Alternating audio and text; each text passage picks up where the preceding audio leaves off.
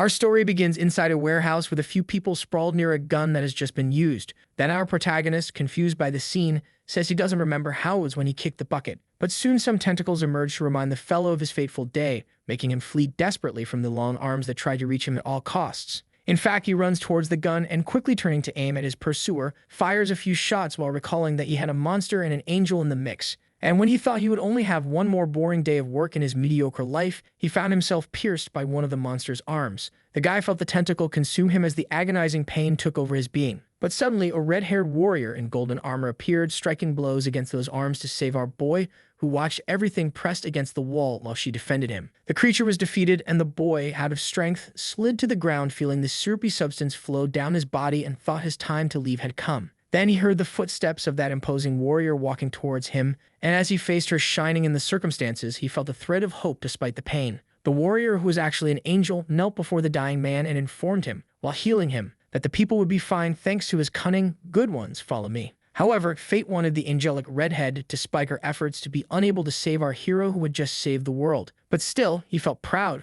for deep down he always wanted to fulfill that purpose. The warrior rested her hand comfortably on the boy's, who before passing away wished to know the name of his savior. And with a serene expression, she revealed herself to be Relina, the Valkyrie of Dawn. Noah then felt his eyes grow heavy as the angelic warrior assured him of a peaceful departure. His consciousness then wandered into the unknown, and questioning the recognition of his deed, the image of various monsters facing a kind of warrior appeared. It was our Noah wielding a red-bladed spear against an armored lion that was charging fiercely towards him. Then skillfully thrusting the beast, the warrior did not imagine he would need to save the world once again. However, he seemed already accustomed to facing the legion of monsters that crossed his path. Our hero wandered through space wondering if he had really died as he realized that everything inside him felt hollow. He tried to organize his mind and discover who the monster and the angel were that plagued his recent memory. Noah looked around trying to understand what place that was, and judging he was in the afterlife, began to call out, "Hello, is anyone there?" Then the slurred voice of a cosmic being approached, revealing that our protagonist had something that was desired. Noah looked at that being filled with doubts and discovered he was facing the embodiment of emptiness that controlled all astral realms.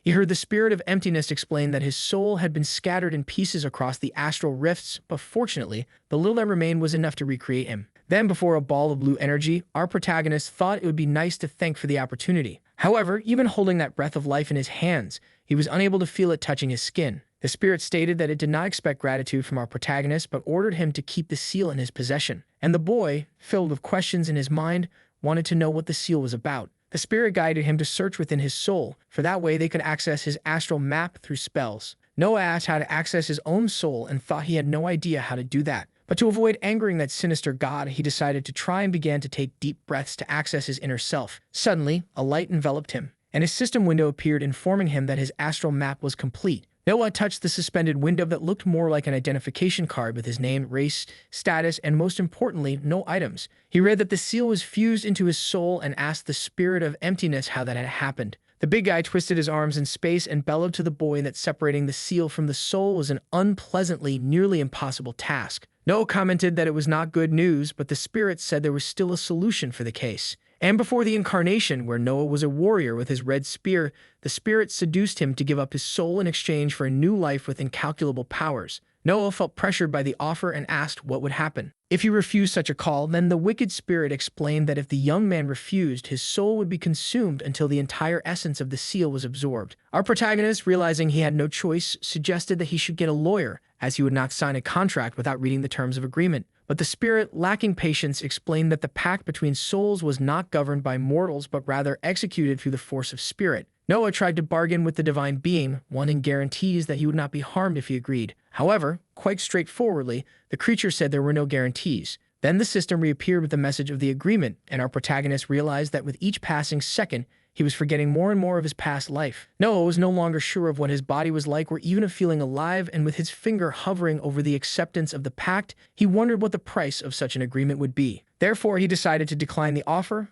understanding that pacts with entities of the void could not be a good thing. Noah turned to the spirit and asked what was stopping him from just taking the seal, since the being was an all-powerful god. The voice of the creature echoed in the space as it said that Noah had a disconcerting soul and thus grabbed our young man with its dark tentacles. Noah felt himself suffocating in the embrace of the arms surrounding him, while the spirit's voice remained unyielding regarding his decision. The divine being extended its hands, from which the tentacle threads emerged that bound Noah's body, who was tirelessly trying to escape its grasp. The two stared at each other, and Noah, undaunted, heard the spirit say that it would make him a messiah after removing the seal from his soul. Suddenly, the system appeared with a new proposal for Noah, indicating that he could accept to be the so-called messiah of the creature that commands the void. But the young man, furious, replied that he would not accept any agreement made by the cosmic being. Noah saw his astral body being consumed little by the creature's arms, which seemed intrigued by the young man's resistance to the offer of becoming a god among mortals. Our protagonist shouted, determined that he would never bow to a monster, and the spirit tried once more, asking what was necessary for the young man to yield. Then the tentacles were undone, and Noah, nearly asphyxiated, remembered the divine being's words about strong spirits being capable of controlling the pact. The young man rose and proposed that if he himself controlled the pact, he would never go against the god of the void. But the spirit saw no benefits in this agreement, judging that it would only take a snap of its fingers to remove Noah's existence from eternity. And the young man, eloquent, incited that the all-powerful had not done so yet because, in truth, it was incapable of performing such a feat. The hooded figure let out a laugh at the recklessness of the mortal who believed himself superior to its cosmic and phenomenal powers. And out of nowhere, it invoked an agreement without consent that our protagonist would become one born of the void, thus beginning the transformation. Noah shouted indignantly as the being's voice declared that his soul was bound to the void forever. And when the system confirmed Noah's rebirth, the dark voice of the incarnation of the void echoed curiously to know how the young man would use his new powers. Noah felt his body being sucked in as if he were entering a black hole, and thus he arrived at a temple where hooded men were performing a ritual to invoke the Lord of the Abyss. As those voices echoed repeatedly in invocation, our young man rose somewhat dazed, wanting to know what had happened, and the monks were incredulous to realize that the Lord of the Abyss was capable of uttering words, until a bald warrior appeared dragging something, and the frenzied monks began to praise the Lord of the Abyss again. Noah then saw a gagged woman being thrown at his feet while those present claimed to be honored by his presence, and upon realizing that she was an offering, our young man expressed a look of indignation. The executioner drew his swords from their sheath, and Noah, frozen, watched the scene not knowing what to do. The young man felt sweat trickling down his face, aware that he needed more information. Then he opened the system to check his abilities, and a message appeared about the current mission, where he was to flee from those unfamiliar faces. Indignant, our protagonist rose and began to pat himself down, questioning whether he had become some kind of elemental ancestor. He looked at the monks and demanded answers about where he was, which left the religious figures profusely anxious. Then, one of the hooded figures informed, somewhat nervously, that this was the abyss of Arander, and they had invoked him to ask for a blessing in exchange for sacrifice. And, getting into character, Noah replied in a furious tone that he did not appreciate being awakened from his slumber for a mere mortal favor. The monks fell into despair, trying to explain that there had been a misunderstanding, as this was a material abyss and he could come and go as he pleased. Our protagonist became thoughtful, as he needed clearer information to understand the play. Then he opened the advantage window with the identification skill, and even while not fully awake, decided to use it to discover who the people in front of him were. Identifying an abyss cultist, the bald executioner, and the girl from the offering stretched out on the ground, whom he judged to be not very happy. He thought that if he saved her, she could help him get out of there. Noah tried to search the system for a distraction plan and took from his inventory a scroll that was a letter with direct information from the Master of the Void. Our young man decided to interpret the Lord of the Abyss once again and told the devotees that he would grant them the blessing as long as the woman survived, and he ordered, to the surprise of the monks, that she would be his servant. Then he intimidatingly asked if they would refuse. And completely flustered, one of the devotees explained that sacrifices were part of the pacts, but Noah decided that from that moment on, the rules would change. In the face of the panic that ensued, our protagonist raised his arms, interrupting the other's tantrum, and walked towards the girl. Noah crouched down in front of the young woman and whispered, in case she could hear, that even though he didn't know what was happening, he would get her out of there.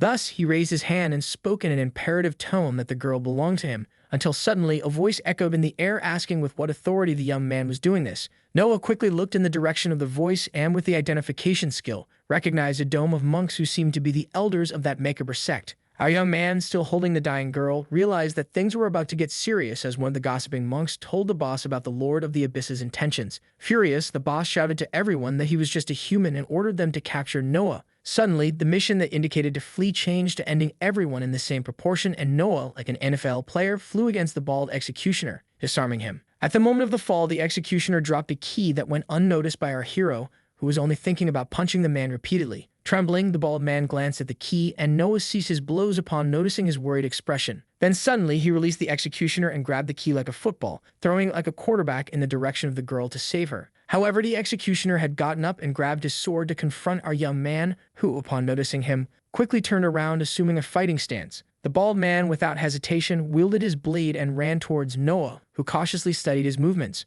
But before he could defend himself, he felt a shadow dominate his arms, forming a sinister reflection that smiled on the ground. Without mercy, the executioner thrust his sword into our hero's chest, who saw his HP drop to almost zero before being thrown back by the blow. The executioner prepared the killing blow, and when Noah turned around still weak, he despaired upon feeling that the blade was now on fire. And for a fraction of a second, he realized he had not been hit by the blow, for the body of the executioner had been incinerated before him by the slave, who now, imposing, revealed her power while the monks tried to attack her. The woman then calmly made a movement with her arm, and another burst of fire spread across the altar, and the devotees who were heading towards her were consumed by whirlwinds of incessant flames with no chance to defend themselves. The boss, already furious, shouted that he would personally deal with the traffic light juggler. Meanwhile, one of the monks was running towards Noah, who was writhing on the ground with only 8% HP. But our protagonist would not give up, and despite the difficulties, grabbed the sword that was by his side, and he quickly got up to take down the religious man mercilessly, while the shadow emerging from his arms reflected serenely on the ground. With the monk's body finished off, our protagonist completed the mission of eliminating the enemies and also, on top of that, save Aurelia Foster, but since he had no path, he could not receive. He experienced points, so the system asked if he wanted to open his paths, as there were some very good cleansing baths. Noah's HP gradually decreased while the system awaited his confirmation to choose a path. However, even before making his choice, the young man could not sustain his body and fell, imagining that dying this way seemed like a joke. He felt his body plummet as he was transported to the astral space once again. But suddenly, his eyes slowly opened, and the young man found himself in front of a machine that catches bears. And when he looked around, he realized he had woken up inside a game store. Then he noticed a guy with glasses commenting that he was waiting for him. He was a store employee with a badge that read Dylan and waved to our protagonist. Noah promptly wanted to know who the guy was, as well as what new place he was in. But Dylan asked if, by any chance, our guy was another emissary of the Void who was there to mess up the shift again. Noah didn't know how to respond, and sensing our protag's nervousness, the store employee decided to explain what was going on around there. He introduced himself as Dylan, but emphasized that wasn't his last name since Noah's subconscious didn't want to give him one. Our guy crossed his arms without remorse for that, and Dylan revealed that he represented the void of his astral space due to the established pact. Noah casually walked over to an arcade machine and deduced that the whole place belonged to his astral map. The game screen lit up, congratulating Noah for receiving a prize diamond that would grant him 3 paths at once, and wanted to know more about his astral map. Dylan explained that the map was part of Noah's soul and that it was a magical manifestation, but deep down he felt anger because humans never know anything. The representative of the Void also revealed that the store referenced Noah's ancestry and asked if the place felt familiar to him. With a nostalgic expression, Noah commented that it really reminded him of his childhood, and while unleashing Hadouken, wanted to understand the purpose of being there at that moment. Dylan also didn't have the answer as it wasn't his job, but he judged that the guy was there for some special circumstance, so he suggested he press start. The game screen entered Astral Fight mode, and upon accessing the character in use, detected some anomalies with past lives, but it offered some classes for Noah to choose up to 3 if he wanted, and the guy became curious about how to choose his path.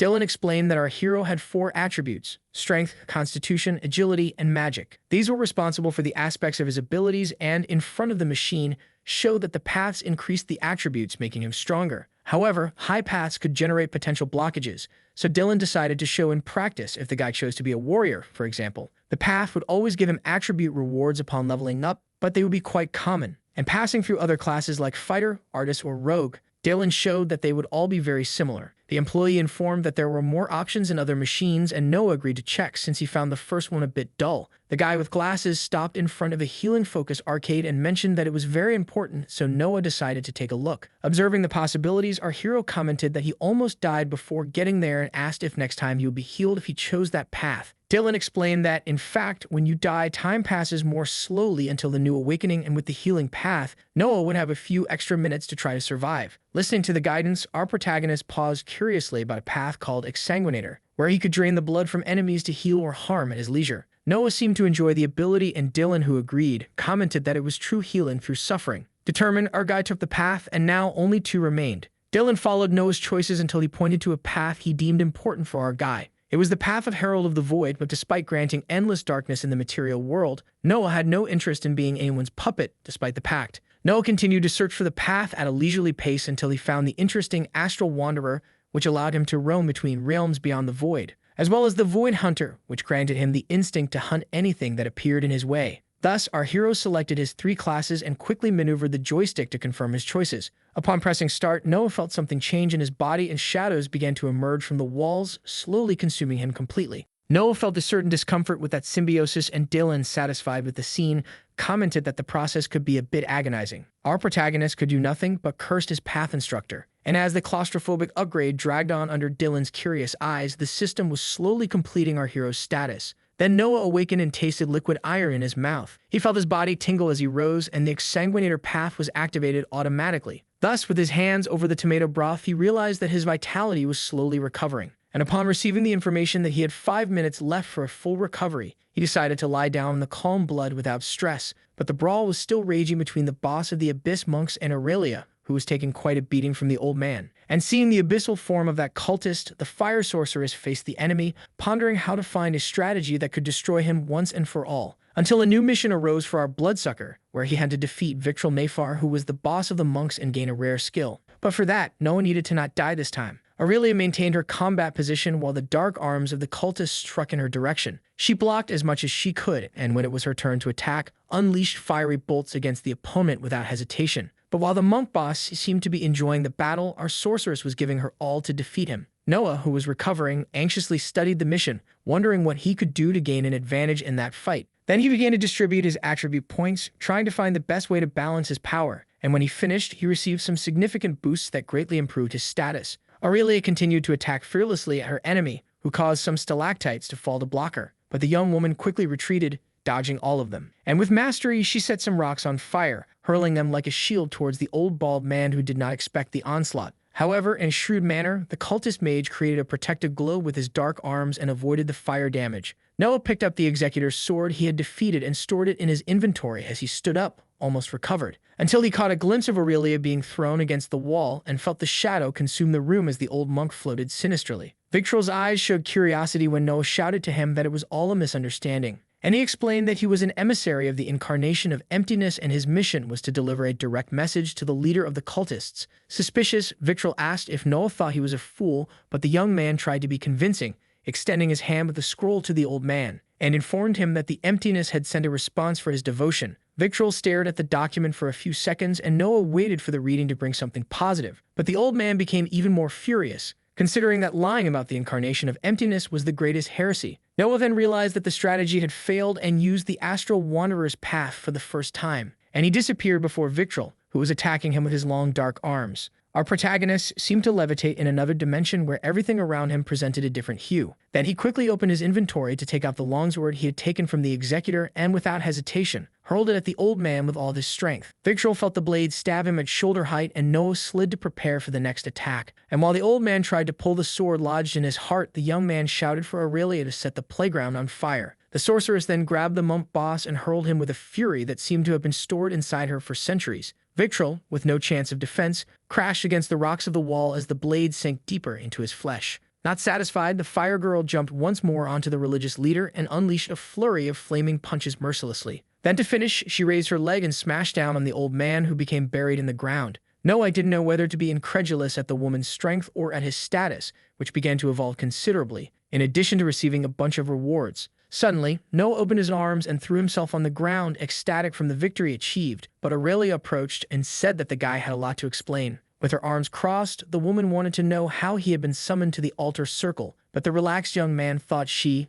should just chill out since she was safe. Then, with a serious expression, she activated the little fire and, even grateful, said she would only relax if she knew everything about our prota. Aurelia asked if Noah was a human from that world, and the young man took his time answering, fearing they would eliminate anyone who wasn't from there. But with courage, he took a deep breath and was honest in his response. "No, I am not from here." Aurelia asked if Noah was aligned with the cultists or the Iron Fists, and the young man truthfully denied both. Then he explained to the woman that he didn't know anything around there, and she looked at him, analyzing whether she should trust him. The witch apologized for her behavior, but explained that she had already been betrayed once that day. And Noah, staring at the woman, understood that she had gone through a tough day. The two were talking while observing Victril's body sprawled on the ground, and when our protagonist commented on his missions given by his astral map, the witch was a bit confused about how things worked for Noah, who simply smiled and introduced himself, informing her that he had died before falling into that world. Aurelia was suspicious, as reincarnations only happened with the permission of gods, in addition to the fact that our hero knew her name. But Noah explained that nothing made sense to him either, and that he felt as lost as she did. Aurelia mentioned that inhabitants from other worlds were rare around there, but she trusted that our young man was not lying. Then, the witch sat in a lotus position and Noah stared at her curiously. After realizing she was meditating, he assumed that the most important thing at the moment would be to get away from there. Aurelia looked back at Noah and was sure that the young man did not belong to that world. With her hands together, she explained that meditation was the most effective way to restore mana, and noticing the young man's weak aura, suggested he do the same. But Noah knew nothing about that, so Aurelia explained that every awakened person had an aura. Noah commented that in his world there were mediocre magicians, and Aurelia found it interesting that someone who didn't understand real magic chose the path of the exsanguinator. Our protagonist liked the idea of being different and asked if it was a problem to break the taboo, but for Aurelia, as long as he didn't become a necromancer, it was all right. And then she told Noah to calm down because it was time for meditation. Noah shut his mouth and the system appeared before him, informing that he had obtained the meditation skill, and therefore, in addition to up, the young man received an amp bar. Our hero decided to explore the blue window in front of him while he recovered. Then he slid his finger over his attributes and discovered the power of obliteration,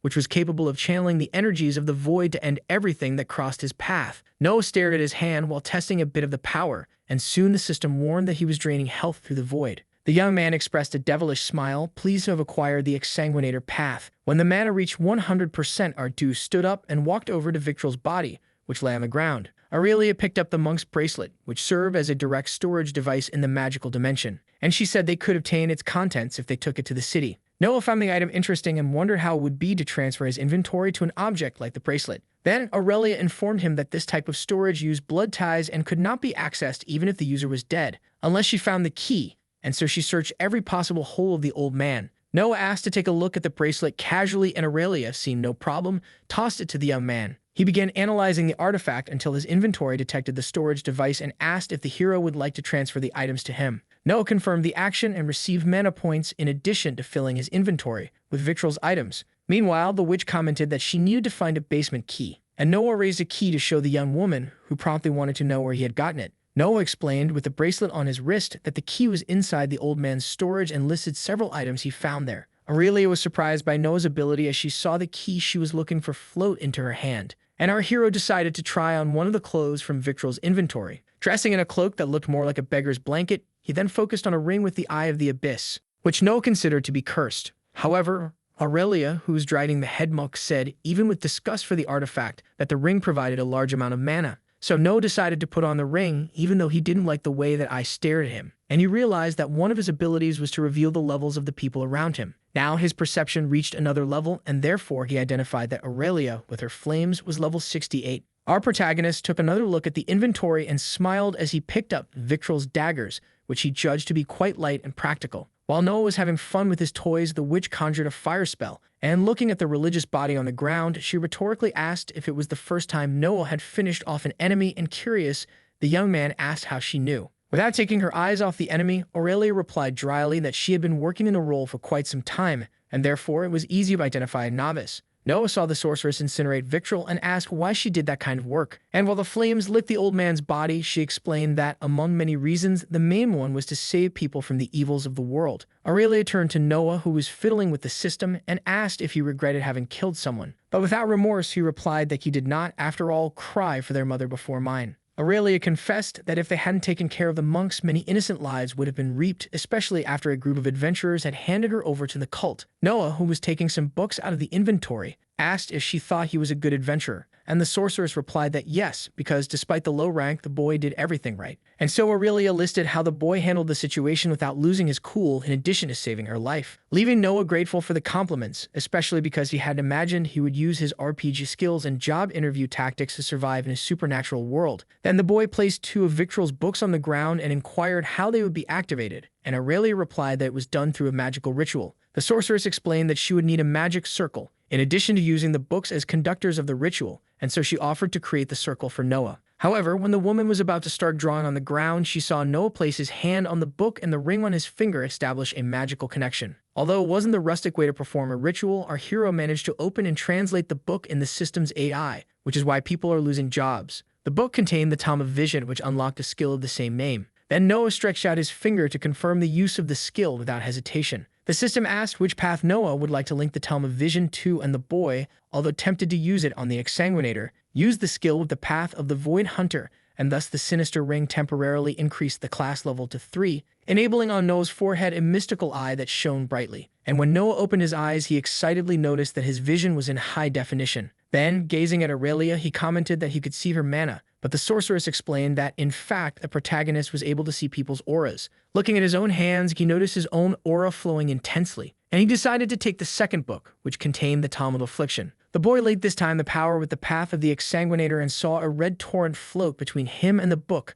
unlocking the bleed skill. Noah read aloud to Aurelia that this skill allowed him to inflict bleeding on his enemies as well as use it on weapons, and he discovered that he should eat a level F mana stone. Then Aurelia advised him not to ingest anything above that, as he would suffer from mana poisoning. With her hand on her bicep, the sorceress explained that 2 levels above he would become strong for a time, but soon he would feel his body paralyzed and then writhe on the ground like a dizzy worm. Consuming higher levels, the damage was worse, where if he was lucky he would simply explode, but if not, son, get ready to suffer. Noah stared at the stone, attentive to the instructions when the girl informed him that they should leave. The two followed down the corridor, and when Noah asked if they were looking for the exit, Aurelia, who was bandaging her arm, said she was looking for a chamber with magical artifacts. The girl was inclined to find belongings of a person she was assigned to locate, and Noah, curious, wanted to know if there were still living people inside. She then told him that they kept captives in a dungeon where she was the last prisoner. But still, she asked Noah to stay alert as there could still be cultists or monsters around. The two continued down the long corridor, and while Aurelia inspected the rooms around, our hero remained vigilant at the rear, until the sorceress opened one of the doors and asked Noah for the bracelet that functioned as a storage device.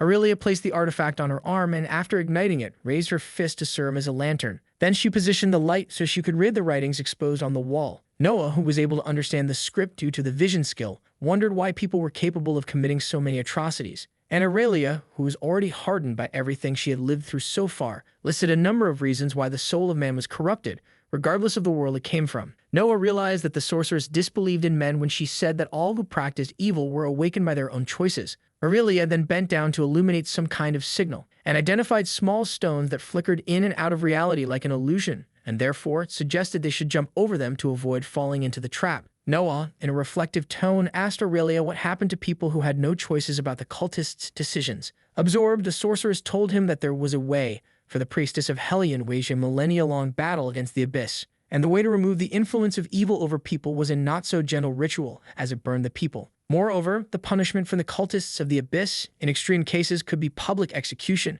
and those who survived were never the same again. Indignant, Noah trembled as he asked what happened if it was a child forced to follow the cultists, and Aurelia replied after they left the thorn trap behind that children were sacrificed without pain. Until the sorceress pointed to a door just ahead and, upon approaching, noticed it was sealed by magic, so she decided to use brute force, applying a punch filled with fire that made Noah shield his eyes given the explosion. Then they crossed calmly, and our hero ironically judged that this was the right way to open a door. The room had various books scattered around, and Aurelia deduced that it was a place for the cultists' study. She flipped through the pages of one of the books but commented that there probably wasn't anything interesting there. Then Noah, putting himself in the mind of the cult leader, assumed that if there was something important in the room, it would be elsewhere. So he walked over to a shelf to look for another dusty book that soon triggered our hero's Rinitus. But fortunately, the book had an advanced ability called the Call of the Abyss, capable of summoning creatures from the void. Noah felt tempted to equip himself with the ability but hesitated as his goal there was to find this secret area first. So our young man began to remove the books from the shelf, and Aurelia inquired about the hero's actions, who casually revealed he was replicating what he saw in movies. By luck or feat, he found his secret lock behind the books and pulled the key from his inventory to try to open it. When he turned the key, a new room appeared presenting a large collection of books. The two walked victoriously among the shelves, which also held alchemical artifacts. Aurelia was astonished by Noah's ability to find the place, but for him, it was like recalling the adventure stories he usually read or watched. However, not everything is rosy, and the duo came across a trail of blood that slithered into the dark interior of the chamber. Then, making use of her firepower, the sorceress raised her finger, and suddenly, everything lit up, revealing an extensive corridor flanked by cells while the bloodstain continued its path like marks of an existence still not erased in the place. Noah promptly opened the system, indicating a sinister secret mission that should never be discovered where the blood lurked behind the walls. Noah pointed to the darkness and told Aurelia about the mission, but he found it strange as there was no mention of rewards or difficulty level. The sorcerer stared into the gloom and dryly uttered the word ominous, which logically left our protagonist curious.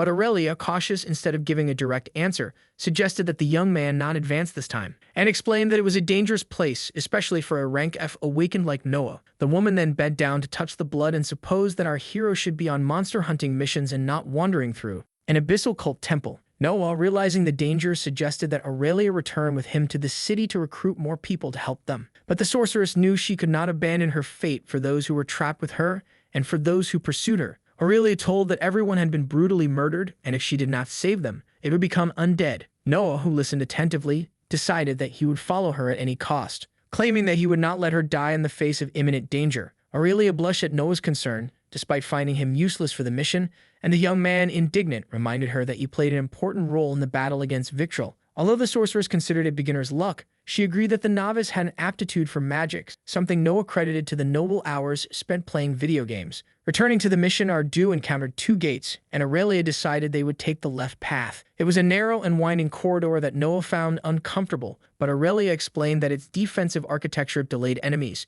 in addition to their walls being forged by mana, which made them difficult to break. They reached another gate, and Noah asked if the sorceress was going to punch that one too. But to his surprise, she gently rang the bell. However, the door was open, and when she swung it wide, they found a room covered in scattered papers with ideograms on the floor. But that was not an ordinary room. It was Victrol's secret study center. They began to search the place, and Aurelia was certain that Victrol's plans were in those pages, for she knew that the old man was creating a chimera with family members of great regenerative power, but lacking intelligence due to the accumulation of bodies in a single creature. Noah found a report from Victrol lamenting the loss of the second prototype due to its affinity with the void and for having acquired some intelligence despite the instability. Noah, as if he could access the old man's memory while reading, saw Aurelia unconscious on the altar and Victrol asking the god of the void for someone at least of rank E. Noah, reading the system, understood the reason for the sorceress's sacrifice when she arrived in this world and thus completed the mission Blood Behind the Walls. Then suddenly, a thunderous roar echoed through the room,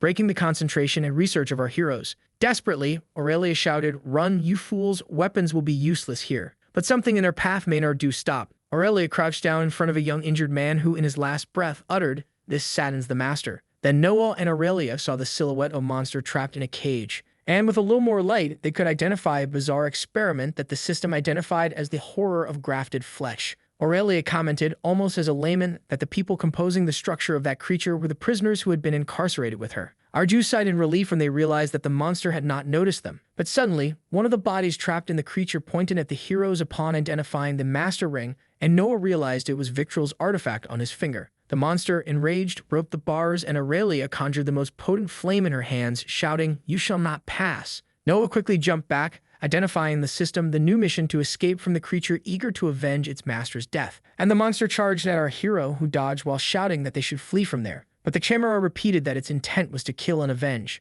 Then it lunged again and lassoed Noah's foot with its tongue. Our hero found himself hanging upside down and quickly activated the blink ability, but due to his position, he couldn't use it as his aura was suppressed. Until Aurelia's fire appeared, literally licking the monster's tongue, which instinctively released Noah. The protagonist executed a ninja roll to distance himself while the creature's eyes fixed on the sorceress. Aurelia became the monster's target, and for a fraction of a second, she noticed that the fire would not be enough to defeat the highly regenerative beast. Suddenly, the monster changed its form into a spiny lizard, emitting a shrill sound. And Noah covered his ears to lessen that deafening noise until the system updated his condition, allowing him to resist the effects. However, the creature shot quills in Aurelia's direction, which she skillfully dodged. And using her fire magic, she advanced as close as she could to launch a fireball at the monstrosity, which felt like a soft jackfruit, burned by the flames. The witch approached Noah, asking if he was okay, but our protagonist could barely understand what she said due to the buzzing in his ear. However, the creature was still recovering, and they were almost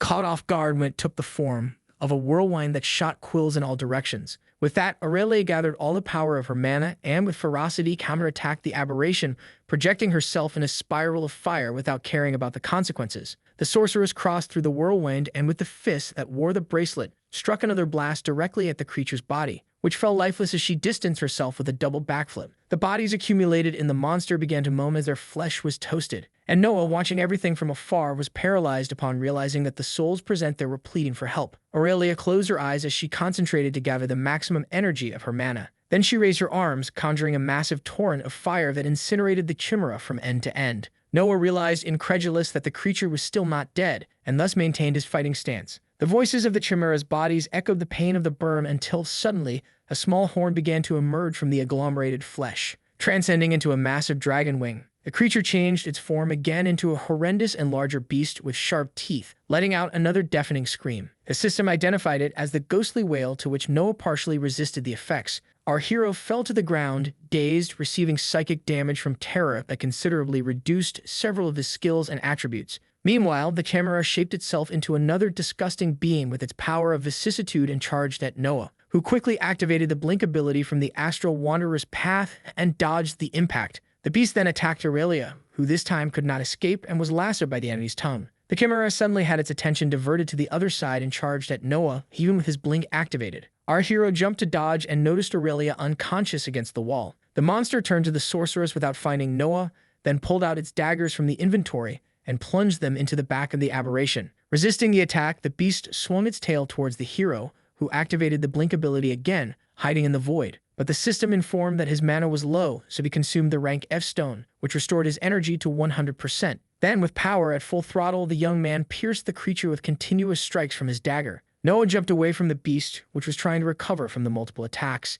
Noticing that his mana had weakened again, he raised his hand to the beast's blood and activated the drain through the blood-sucking path. But the enemy resisted the ability and charged at our hero with all its fury, who jumped again onto the beast's back to deliver new strikes that were resisted. With his mana weakened, Noah stepped back to eat a now rank E stone and had his energy increased by 200%. With the blink activated much more powerfully, Noah also saw his attributes rise considerably. The hero could not miss this opportunity and therefore charged at the beast, unleashing the obliteration power. Noah danced over the beast and, avoiding its jaws, pierced it fiercely again with his daggers. There were so many attacks that his evolution jumped to level 3 of the skills in use. Feeling the power increase, the young man focused and delivered the final blow, certain that this time he would defeat that voracious enemy. But you felt the effect of the rank E stone fade and became desperate, as nothing he did was enough to defeat that creature, which launched its tongue again to wrap Noah like a boa constrictor, immobilizing its prey. Things were going from bad to worse for our protagonist, who still had his partner unconscious, when suddenly the creature swallowed him without ceremony. But the young man would not give up so easily, and inside the belly of the beast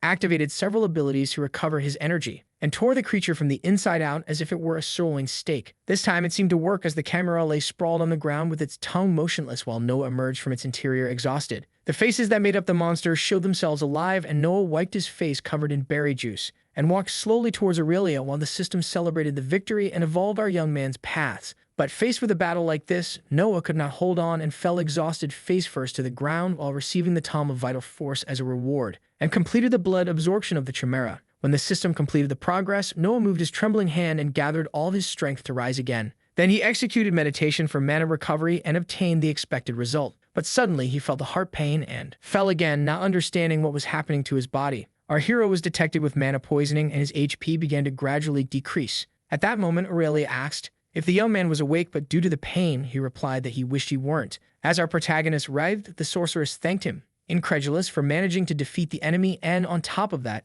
save her life again. Aurelia tried to apologize for not being able to help, but realized that the hero felt strange, and recognized the mana poisoning in Noah, but said there wasn't much to be done about it. She explained that, although unpleasant, it was not lethal, and raising one of her arms, mentioned that she knew a way to cure him. The two sat in lotus position, and Aurelia asked Noah to release his mana until he was completely empty. Noah followed his friend's advice and began to drain all his mana. The system, performing an x-ray of Noah's heart, informed that his mana was low, leaving his body weaker and weaker, and after a few seconds, all the poisoning had been removed. Noah lay down still dazed, and Aurelia explained that little by little, he would regain his strength, but he would need about 2 days to be back to normal. Noah felt his mouth dry and asked the sorceress for some water or a regeneration potion. She promptly handed a canteen to our hero, who didn't think twice and gulped it all down. Noah, with the book in hand, concluded that he would need many more skills to face the adventures ahead. And so he scanned the Life Force book he received as a reward. A golden light began to envelop the chimera as the system unlocked the new skill for Noah. He felt the same light surround his body while reading that the Vital Force skill would be linked to the blood-draining path. Aurelia sensed from Noah's aura that the skill was a good one, and the protagonist shared that he could now store extra life, giving a boost to his blood when needed. This made the sorceress find it unfair how he dropped that pile of magic. But for our young man, unfair was a world where everything was solved with magic. Noah decided to store the book in his inventory and was notified that he could obtain a fragment of infinite potential. The protagonist also decided to take off the ring with the Eye of the Abyss and commented that he expected more from it in using his abilities.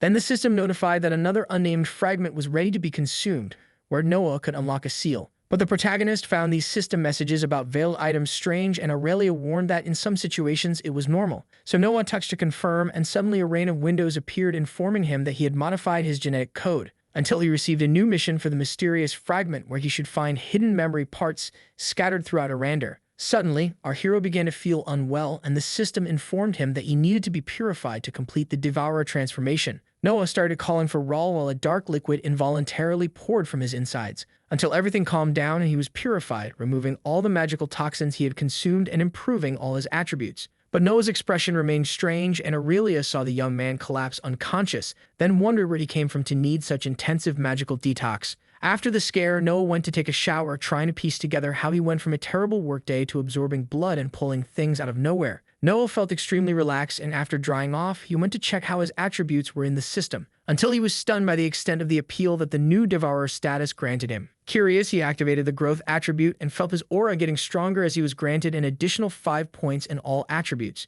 Aurelia approached the door with a tired look, and Noah asked if she wasn't going to bathe as well. But the girl, all dressed up, informed him that she had already washed, though Noah wasn't smelling any shampoo on her. With her silky hair, she said she had done it while leading him to the room. That's when Noah guessed he must have been unconscious for an hour or two. But for Aurelia, they had already spent too much time there, and so she radiantly suggested that there was another place they really should be. As they left the temple, Noah insisted that Aurelia hadn't taken a bath, so the girl decided to convince him in a more persuasive way. Aurelia mentioned that she didn't really like the cold, but Noah told her that snow brought back good memories from his childhood, and he asked if the girl had ever had ice cream, explaining the recipe to her, but for a fire sorceress, that was a food that didn't fit her menu. The conversation between the duo was relaxed until suddenly they felt the sunlight on their eyes. Aurelia appeared revitalized to see the sky again, but Noah was incredulous to discover that in this world there were 2 suns. Curious, he asked how they differentiated day from night, and Aurelia, with little patience, replied, "Well, when the sun goes away and it gets dark, is that good enough, or do you want me to draw it?"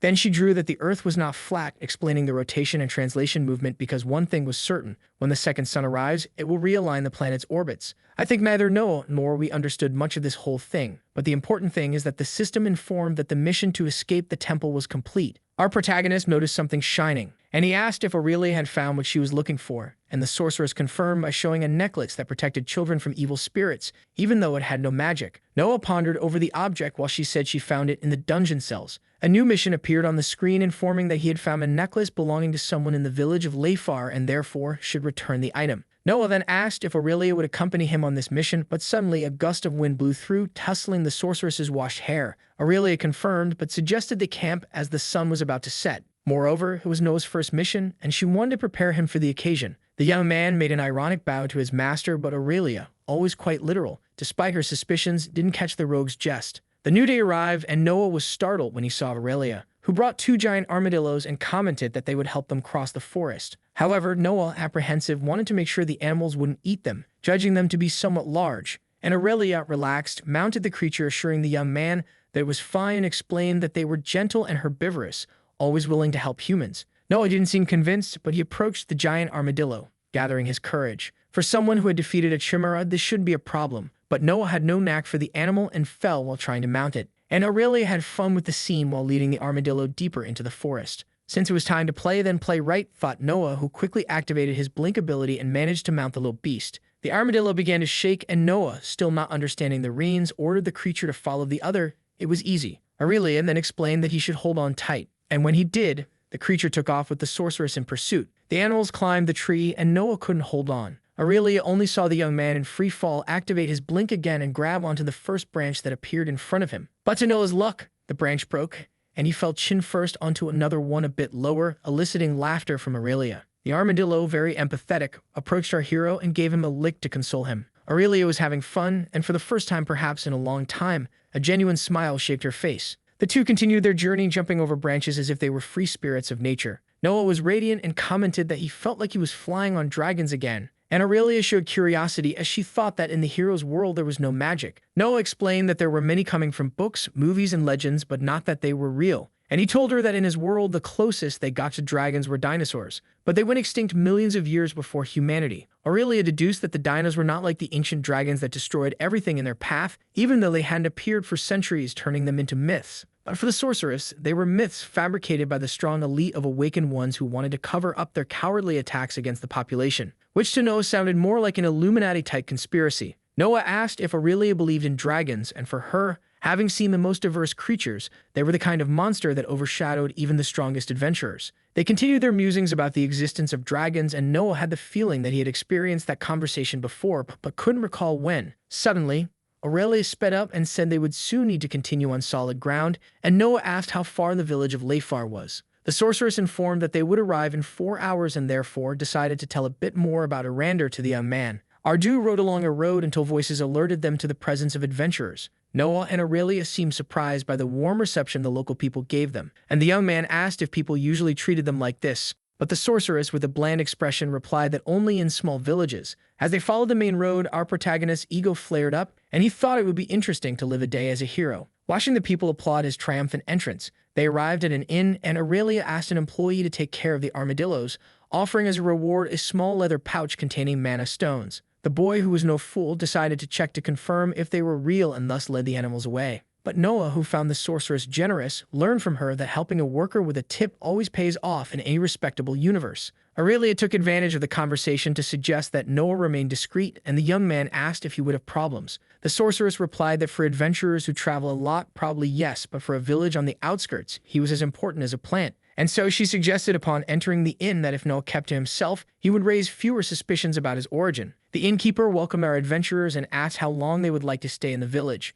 Then Aurelia replied that it would only be 1 night while placing 2 mana crystals on the counter. The innkeeper handed over the key indicating the last room on the left on the 2nd floor. Aurelia stretched out her hand with the key to Noah as she had some things to do in the city. But our protagonist wanted to enjoy the stay and learn a bit more about the place full of outsiders who, for the first time, didn't want to kill him. The innkeeper looked astonished at the boy, who tried to apologize with gestures at Aurelia's disapproving gaze. Where did he not understand the part about being discreet? With some intimidating slaps on Noah's chest, the sorceress left, reminding him to be careful or he would see her again. And the innkeeper considered her quite rough as he watched her leave, but for our hero, that was the most interesting part of working with the tough girl. The man offered Noah a drink. Knowing that only idiots or adventurers come from the Lost Forest, he thought it would be the best remedy. And Noah, who was a bit worried since the magical detox, hesitated but decided to accept and wet his throat. Then the innkeeper shouted to the waitress, "Bring a mug for this man." Next, he wanted to know our protagonist's name and commented that he had a baby face. Noah took the mug and, following all of Aurelia's guidelines not to say otherwise,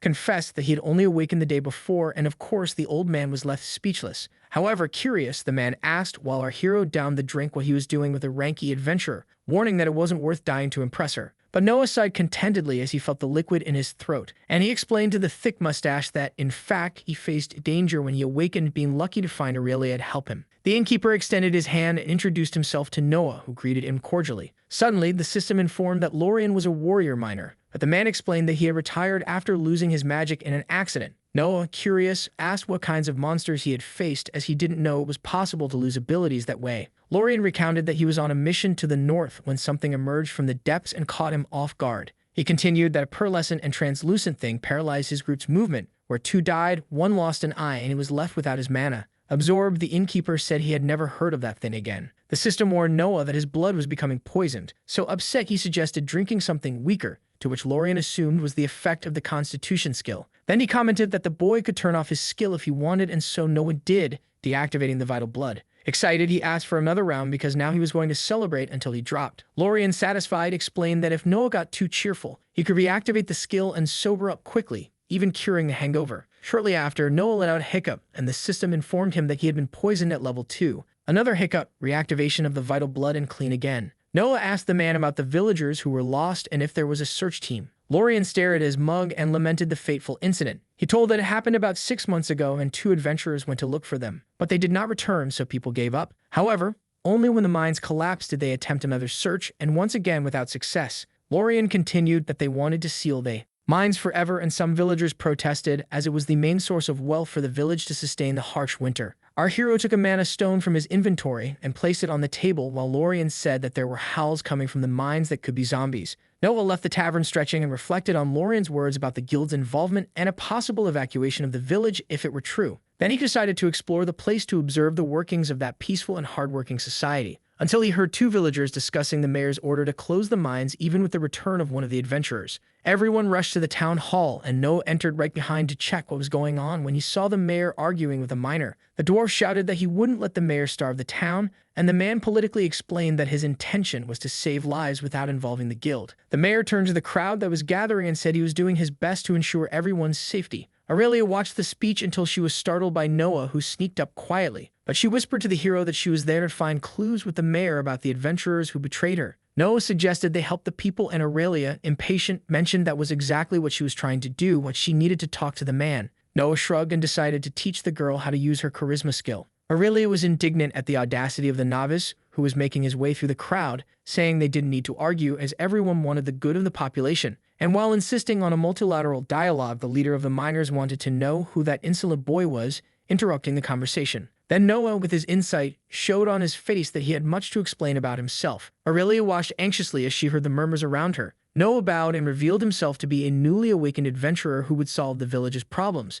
He then calmly explained that they would need someone to go to the mine and come back alive, and he offered to take on the task. The miner leader crossed his arms and, skeptical, asked why the village should send a novice to die, and Noah promptly informed him that he wouldn't go alone, pointing to Aurelia, who, not wanting this exposure, nearly flew at the neck of the boastful protagonist. With no way to escape, the sorceress approached, saying she was a ranky adventurer and had been hired for a mission that could tie into the mine's problem. The mayor recognized Aurelia, recalling her previous group, so she said this matter was part of her mission, but she was willing to assist the village first. Seizing the opportunity, Noah interjected that they would logically need fair compensation. The mayor then showed himself to be cordial, asking what the price for the task would be, and Noah wanted to know if there was a ton of skills in the village. The city leader replied that he had one, but it wouldn't meet the boy's expectations, and thus suggested he go to the city of Windrest, where there was a greater influence in equipment for adventurers. Aurelia commented that it was the city that would go to next, but for the current mission, a level D mana stone and 2 horses would be sufficient. The dwarf leader of the miners said he would join the heroes, as he knew that mine like the back of his hand.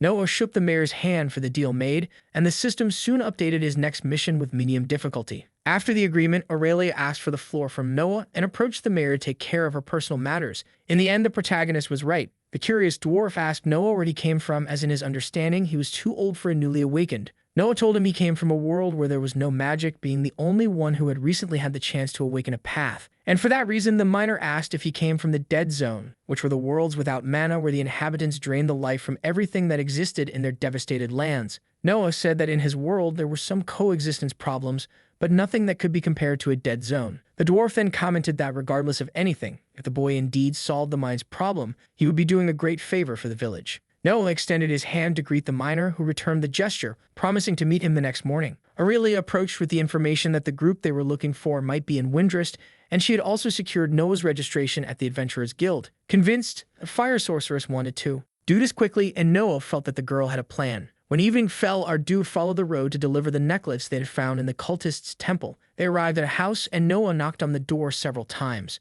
until an elderly woman opened, hopeful, thinking that a certain Pierce had returned. But her expression changed when Aurelia showed the necklace and asked if it belonged to her. However, the artifact was Pierce's, and with tears in her eyes, the old woman asked if the adventurers had found him as well. But Aurelia, regretful, shook her head negatively, and the lady clutched the necklace against her body in lament. Aurelia comforted the woman, who was trembling profusely, when another young girl appeared at the door. Our heroes were invited in, and sitting in the living room, they saw the daughter comforting her mother over the invaluable loss. The young woman thanked them for returning with the necklace, as she felt it would help them move on, but she warned that they had no money to pay for the service, and Noah asked the family not to worry, as they would continue the search for the mine. Aurelia felt guilty for not being able to do more, and Noah, feeling the sorceress's pain, comforted her with a hand on her shoulders. Ardu, having nothing more to do, said their goodbyes and stood up to leave, and the elderly woman suddenly asked them to wait. She clutched the necklace and sought any information from our heroes about her son's death. Then Aurelia firmly revealed that many people from the villages had been captured by the Abyss cultists,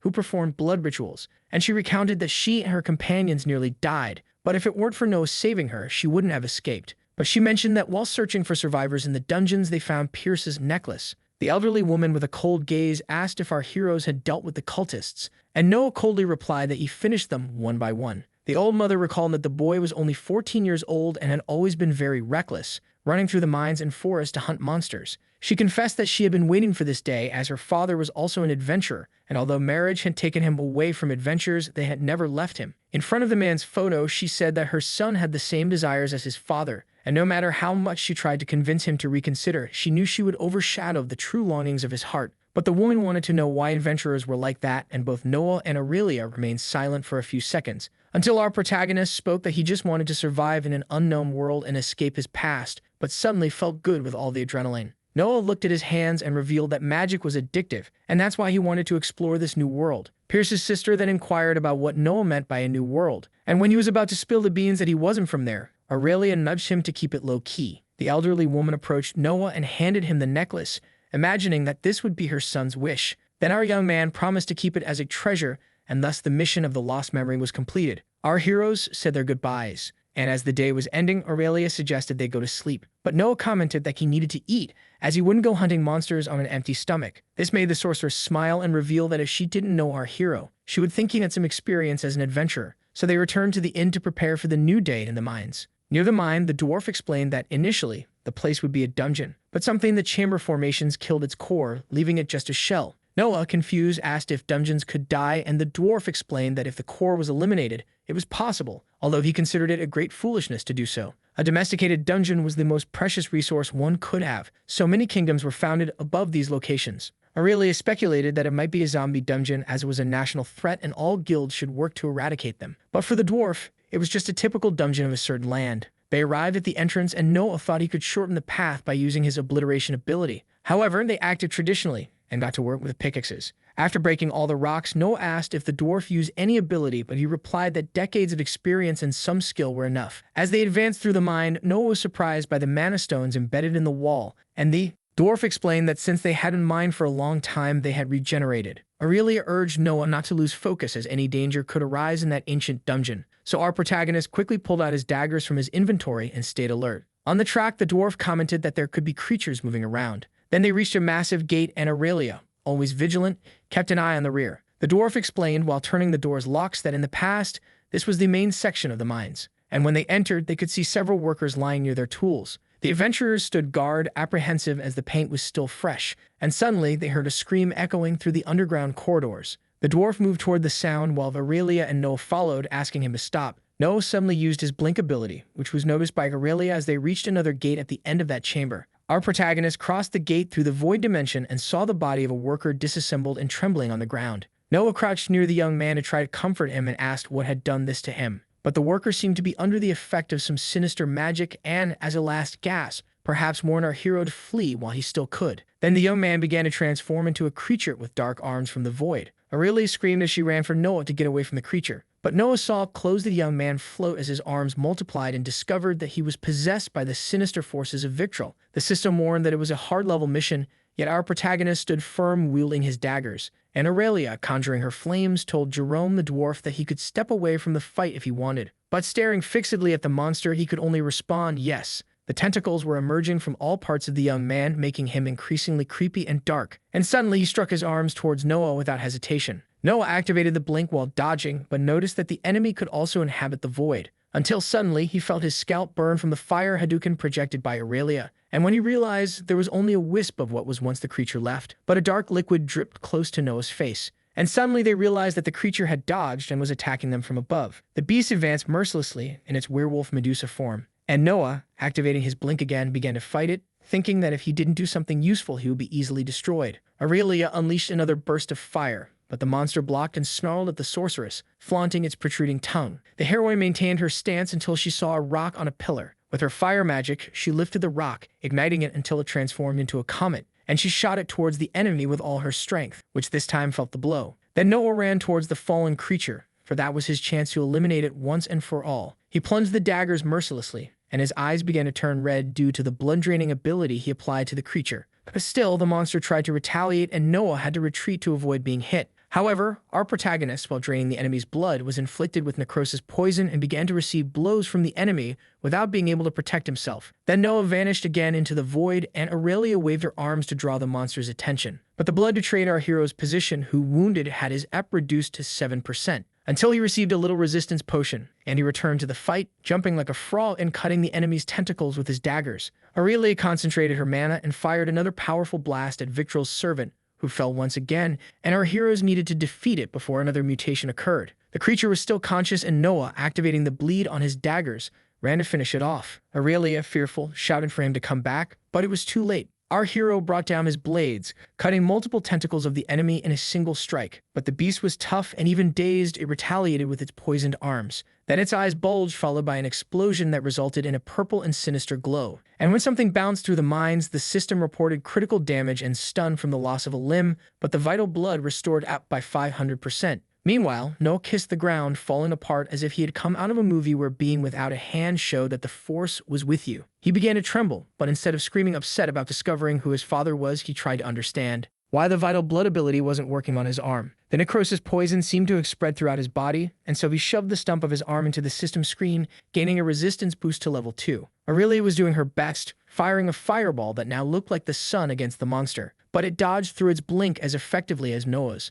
Not giving up, he put the dagger in his mouth and charged at the beast, headbutting it like a mountain goat in mating disputes. And using his hunter's path, he applied the obliteration instantly. Noah's expression looked like a furious animal that bit the tentacles dancing in front of him. Thus, his resistance increased as he attacked the enemy alongside Aurelia tirelessly. The sorceress asked Noah to step back to end the show, and he moved to the side for, as the saying goes, when one doesn't want to, two don't fight. Noah saw the fire lick everything, but noticed that the monster had once again traveled to the void. Then, with a brilliant idea, he asked Aurelia to illuminate the entire area, for the creature could only move through the shadows. The sorceress then raised her hands to concentrate the heaviest flames she could endure, and she saw when Victral's servant crawled looking for a dark place to hide. It was the perfect moment for Noah to stock his dagger in the enemy's shoulder, but it fled again into the void, and when it returned, it was holding Jerome in its tentacles. Our protagonist shouted for the dwarf not to bite the floating arms, and with a quick thought, pulled from the inventory the scroll that was the letter from the god of the void. The enemy stared at Noah, who began to speak in a guttural and dark voice about the artifact in his hands, for he was as bound to it as the monster. Noah's aura had changed as he activated the Born of the Void ability, and when he started to lecture about that commandment of chaos, the Medusa man threw Jerome and attacked Noah, who promptly prepared his dagger and thrust it, this time into his heart. At that moment, the enemy teleported again, with Aurelia indicating that it was his turn to attack and take that filthy fire. Noah found himself engulfed in flames while the weakened monster lay fallen before him. He walked slowly to the dying one, and the young man still alive inside pleaded for the end of his agony. Noah faced the monster and granted the request, draining its blood into a mana stone, thus removing all the poisoning. The young man thanked him and rested, generating several evolutions and rewards for our prota, in addition to acquiring a tome of abyssal summoning Sinister Bro. Noah looked sadly at the worker for having remained alive inside that monster, and Aurelia agreed that it was a tragic fate. The system asked if Noah would like to consume the abyssal creature he had just destroyed. He confirmed on the screen and knelt to absorb the soul and memory of that beast through his Devourer of the Abyss ability. Noah felt a gag after the completion, but nothing like a gentle pat from Aurelia on the back to set him straight again. Our protagonist could feel the painful process that the miner suffered to reach that state, increasing his disgust for Victral and everything the cult propagated to the people of Arander. Noah, filled with hatred, vowed to end all the cultists and thus received a new mission to hunt and destroy them, despite being deemed impossible by the system. Aurelia sensed the heavy atmosphere and approached Noah, suggesting they find a healer for him, and so she led him out of that chamber, supported in her arms. Noah awoke as soft music played and got up, revealing a specter where his hand used to be. He received a warm good morning from Dylan, the most tedious void assistant with his own work, and asked what he was doing in that modern room, but the man insisted he already knew the answer. So our hero didn't have to strain his memory too much to recall the battle, Aurelia, and the severed hand. And Dylan, somewhat relaxed, commented that Noah's world was fascinating, especially for not having magic pouring out of an action movie screen, for, in his view, human nature was more violent than much of what he had experienced. But Noah was more interested in knowing how the guy had managed to access that place. Dylan explained that every record of Noah's astral map was connected to his soul and therefore obtained information about everything he knew. And since he wasn't sure if he would stay there for long, the assistant preferred to absorb as much knowledge as he could. Noah was upset that the man didn't believe in his potential, but despite that, Dylan congratulated our hero for having exceeded survival expectations, which left our protagonist somewhat irritated by the guy's peculiar sarcasm. So, Noah picked up the remote from the floor and abruptly turned off the TV, judging that the assistant was trying to sabotage him. But placing his hand on his head, Dylan replied that he would never do something like that, as it wasn't part of the pact, and in any case, he couldn't wait for Noah's death, even though it was fun to bet on how much the guy would screw up with this whole story. However, Dylan's presence there had a more special purpose, and while Noah observed his spiritual hand, the assistant informed him that Noah could not destroy the abyssal cultists, although our protagonist felt flattered that the guy believed he would be able to do so. But the honest guy in glasses, showing his discontent, stated that he didn't believe it, although his opinion did matter. Noah stared at the man and retorted that if the mission didn't violate the pact, he would execute it. Dylan wanted to know what would make Noah give up on this mission, as the cultists had their usefulness, even if they weren't directly connected to the void. And our hero replied that it wasn't the assistant's problem to care about. Dylan then appealed to the fact that every human had a price, and asked what Noah would like to obtain, trying to convince him that in the world, someone was always crying for another to smile. The assistant spoke grimly that, even by killing or trying to protect whoever it was, Noah would never change how the world worked, for he was a mere mortal. Our hero pushed Dylan's hand off his shoulder, questioning why the guy was so afraid he would do it. And he raged that, in his understanding, using the power of the void was not a bad thing, even for Aurelia, since the cultists only cared about their own interests. Dylan replied dryly that this was exactly how humans behaved. But Noah, staring at the agent, made a point to emphasize that not everyone was like that. Then, without an argument, Dylan pointed his finger at our protagonist and judged that he didn't count because he considered him a complete idiot. Noah, indignant, retorted that he was the most important fool in this mess and didn't understand why Dylan wanted to protect those worms so much. And before talking about reconsidering his position, our hero wanted explanations for why the Abyss cultists were so important. The assistant took a deep breath and said that Noah had encountered the astral realm of the void where all his mana was born, but that was not the only place where its creatures resided. Dylan explained that part of the void existed in the physical realm called the Abyss, which was the source of power for the abyssal cultists. And in this abyss, the power of the void spread through the reality that continuously consumed it, allowing the creatures of this astral realm to reach the physical realm. Dylan revealed that the void provided strength to the cultists as they expanded the abyss in the physical realm. Noah accused the void of giving power to anyone who asked without caring about the consequences, but for Dylan, what mortals did with the power did not interest him. Indignant, our protagonist insisted on putting it on the table that only the expansion of the abyss mattered and shouted for answers about this purpose. However, Dylan, standing firm in his convictions, reported that the void simply consumed everything it could, as that was its function in the world. A table flew, shattering the TV, but the assistant merely stared at Noah as if he knew he wasn't ready to understand his point of view. Noah gasped in anger at the suffering that people, even children, faced because of the cultists. But Dylan commented that the hero had already taken his revenge for those he didn't even know, and therefore there was no reason to continue down this path. Keeping calm, the assistant picked up the remote and insisted on knowing what it would take for Noah to reconsider. But in front of the cracked screen, just as the pact was sustained, our protagonist warned that nothing would make him change his mind. Then he turned to leave that room and promised that he would avenge those who were unjustly sacrificed by the cultists, no matter how long it took to do so. For the fate of the abyssal creatures was also linked to his through the void, and thus he had the authority to alter their oath if he wished. Noah placed his hand on the doorknob and reminded Dylan that the pact born of the void granted him this position. Then he launched himself into the astral space with the intent to change the fate of those who did not wish to remain slaves of the abyss for the rest of their lives. This was his new mission. Dylan did not oppose him, but he knew the young man was treading on a minefield, for if the gods discovered his intentions, they would unleash their wrath upon Noah Brown. Our protagonist's eyes opened again, and this time he inhabited his physical body on a bed, and indeed, his left hand was no longer there. Aurelia opened the door with a hopeful expression upon seeing him awake, and she commented that, according to the healer, he would be fine in a week, which was good for Noah, despite the stub. Aurelia let out a roar and revealed that he could have his hand restored for a fair price, or even as his level increased. But the young man took a glass of water and thought he should have more options on how to get his dear little hand back, and asked if there was a library nearby.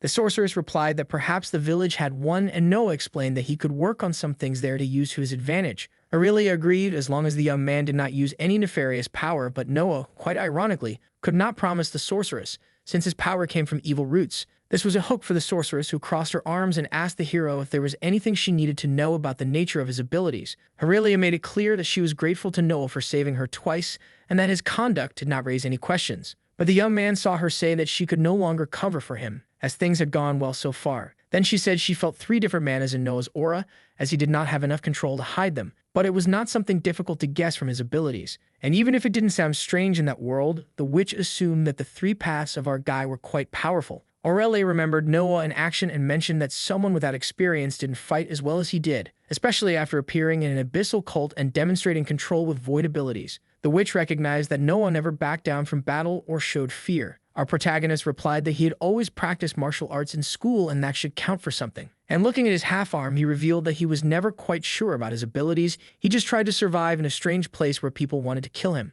Aurelia nodded her head and suddenly pointed at Noah, saying that she trusted him and therefore would show him something she didn't share with most people. Aurelia then enveloped Noah in her fiery mana and asked if the boy also trusted her or if she would be forced to do something she didn't really like. The witch revealed that she needed to be sure that the boy could travel with her. Then she took a ring off her finger, explaining that the artifact allowed her to let him follow together and thus asked Noah to inspect it. But our boy, unfortunately, couldn't see anything through that object, and Aurelia insisted that he try once more. Noah discovered that the ring was forged from the frozen tears of the ancestral dragon, capable of healing its bearer and teleporting them to a safe place just once. Relieved, Aurelia revealed that the group she was betrayed by didn't know about this condition, so Noah assumed that he had passed the test. The witch replied that yes, but she was worried about our protagonist having such intimacy with the void, in addition to the sinister scroll he had used twice, and she even wondered if perhaps he was hiding something about his nature, but Noah asserted that he had been honest all along. However, Aurelia confessed that she still had her doubts about the boy, who suggested to her to use her lie detector whenever she needed,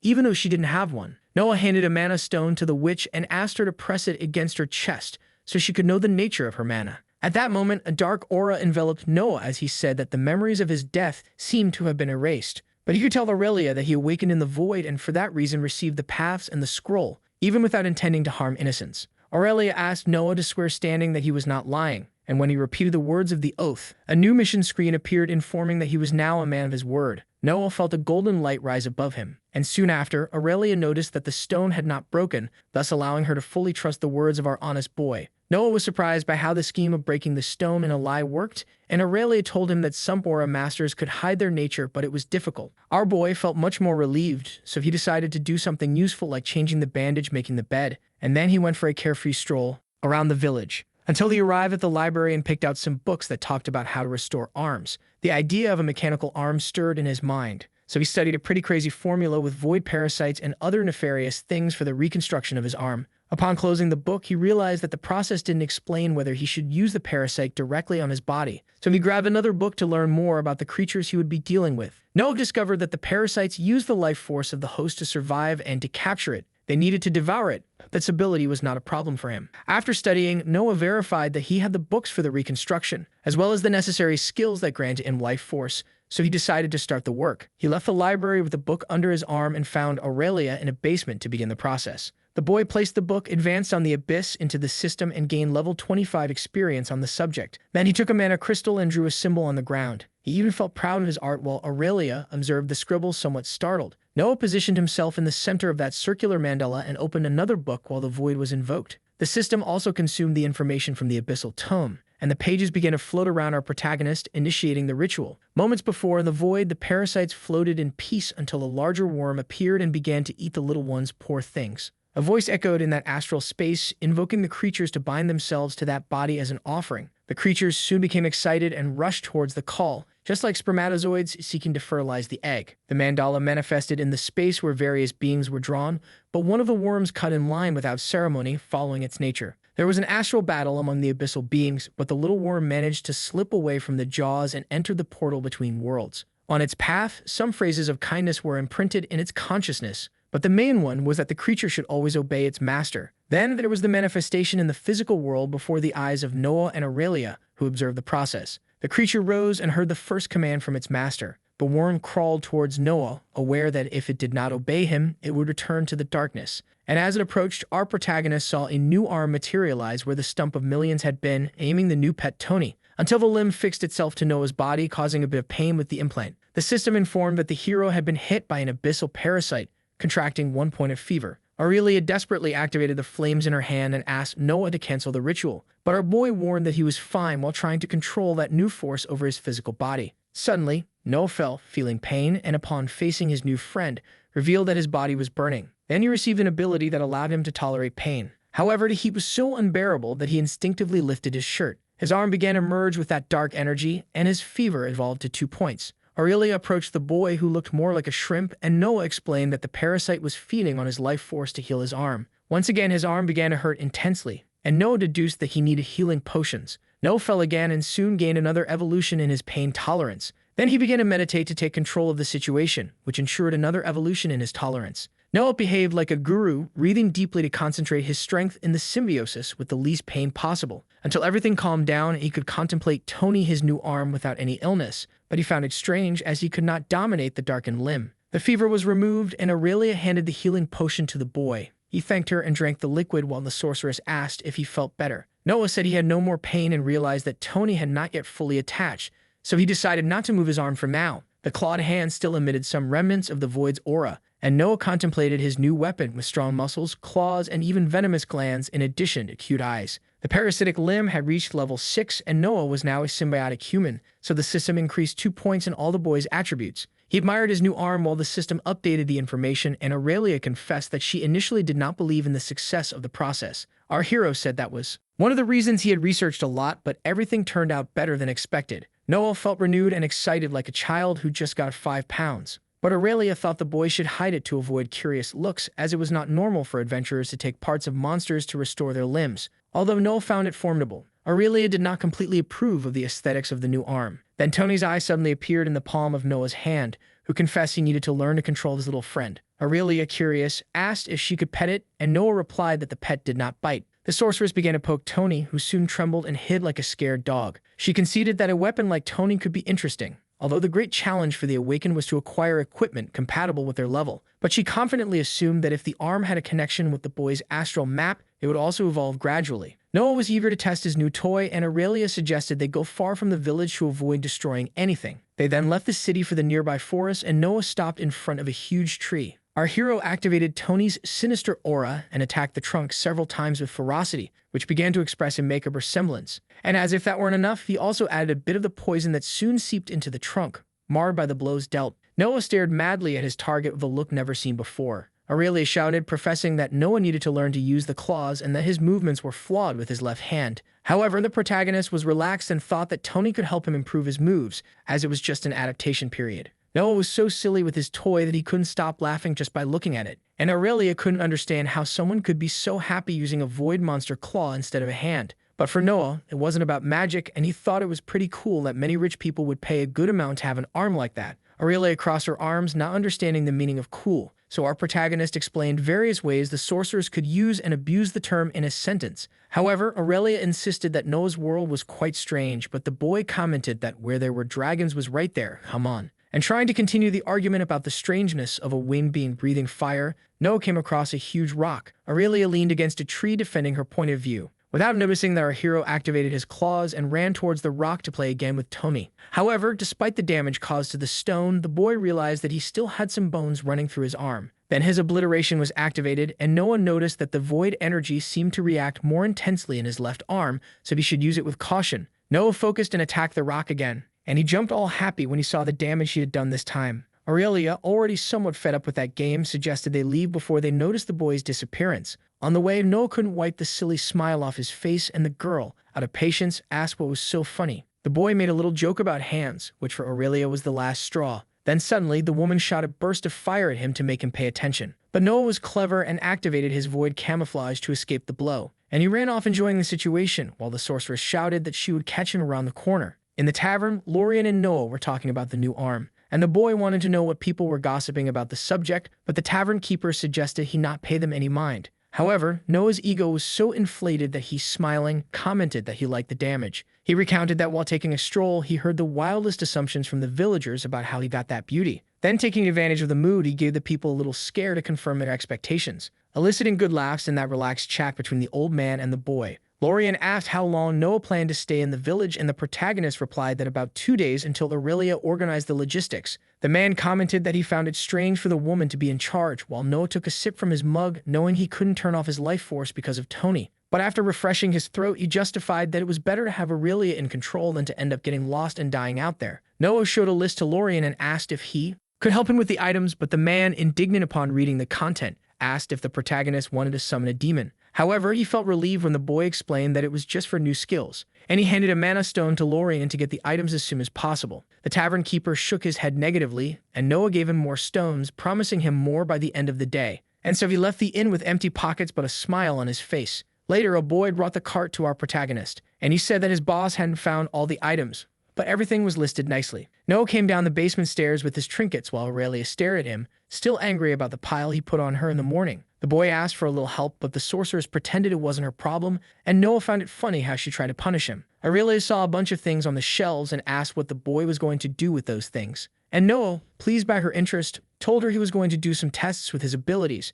noting that no bunnies were harmed during the recordings. Noah opened his inventory and asked Aurelia to watch from the sidelines, but the little bunny didn't seem very confident with the somewhat crazy expression of our fighter-turned-alchemist. Noah grabbed a jar with black stones and threw one into the air, but when he caught it back, he automatically entered the void dimension, which even surprised the carrot eater. And when he returned next to Aurelia, he discovered that he could teleport objects, but Noah was ambitious and wondered how much more he could take to the other side. Noah continued his tests, now with his hands full of stones, trying to transport them to the void. He announced the start, but he noticed something strange about his body during the trip, and upon returning he mentioned that he felt an inexplicable tension while Aurelia read a book relaxed. Our protagonist opened the system and deposited some of the stones into the inventory, as he realized that traveling with them in hand made it harder to use the ability. He tested it again, and upon returning from the blink, commented happily that it was possible to travel with items when they were in his inventory. Then he picked up an iron bar and prepared for the next test. He activated the blink and dropped the bar to return balancing on it.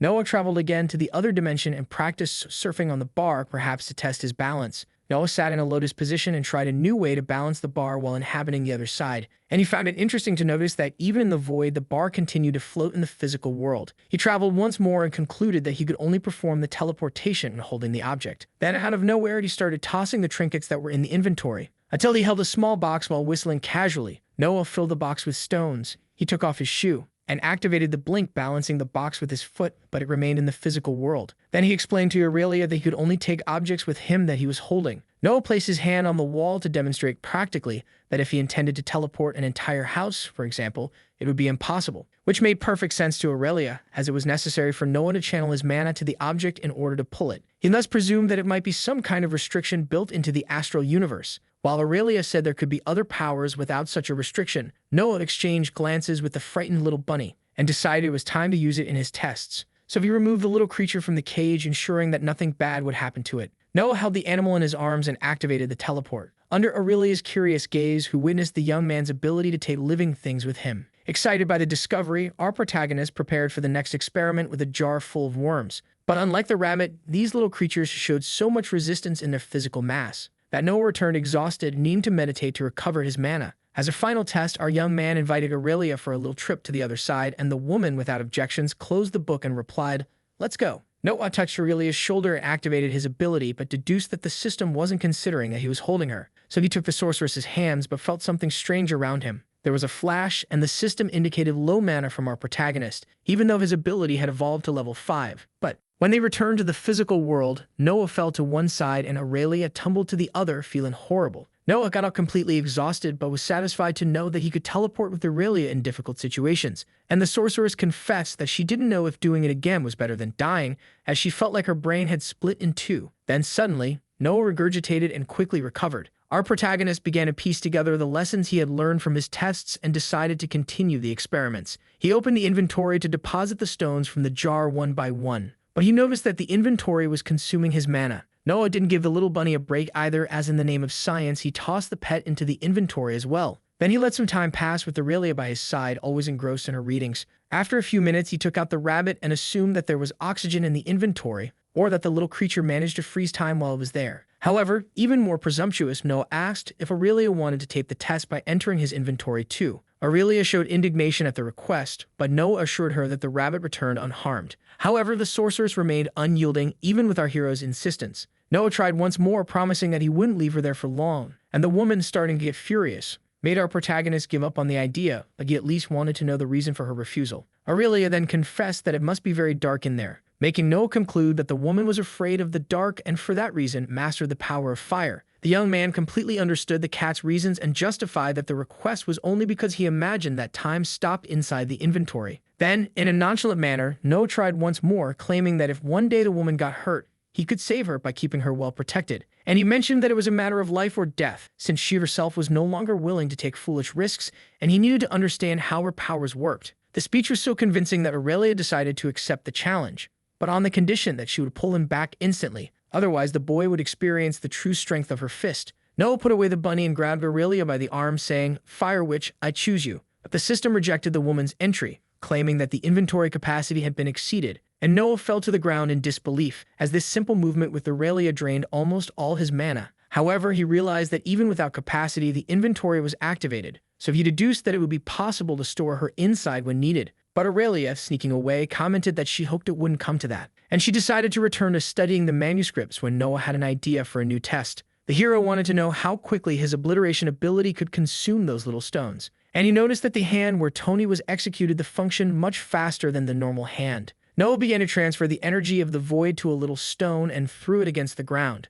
causing a huge hole in the floor. The boy went to check the damage and wondered why his abilities didn't have a fixed cost. And Aurelia explained that there was a minimum cost for activation that could be bypassed by a partial activation. Noah understood the narrative while pulling the rabbit out of the hat, or rather from the inventory. And staring at the fluffy creature, he was sure that time stopped inside his inventory. Then he released the little animal, which bounced and jumped into Aurelia's lap. The sorceress couldn't resist and petted the bunny, saying that animals sense kindness. Noah, for his part, pointed a dagger at the creature and asked if Aurelia could hold it tightly, as he would need to hurt it a little. It's all staged, okay, folks. And the girl promptly grabbed the pet with her look of, touch him and I'll skin you, clumsy boy. With that, the protagonist once again tried to explain that he needed to be sure if his blood had healing power. But if it didn't work, the woman could just give the little creature a potion. The sorceress agreed to the test, and Noah promised the fluffy one that it would be a quick pain. Then he made a cut on the rabbit's leg, which became a bit dizzy in Aurelia's lap. Quickly, Noah made a cut on Tony's hand and poured his blood over the animal's wound,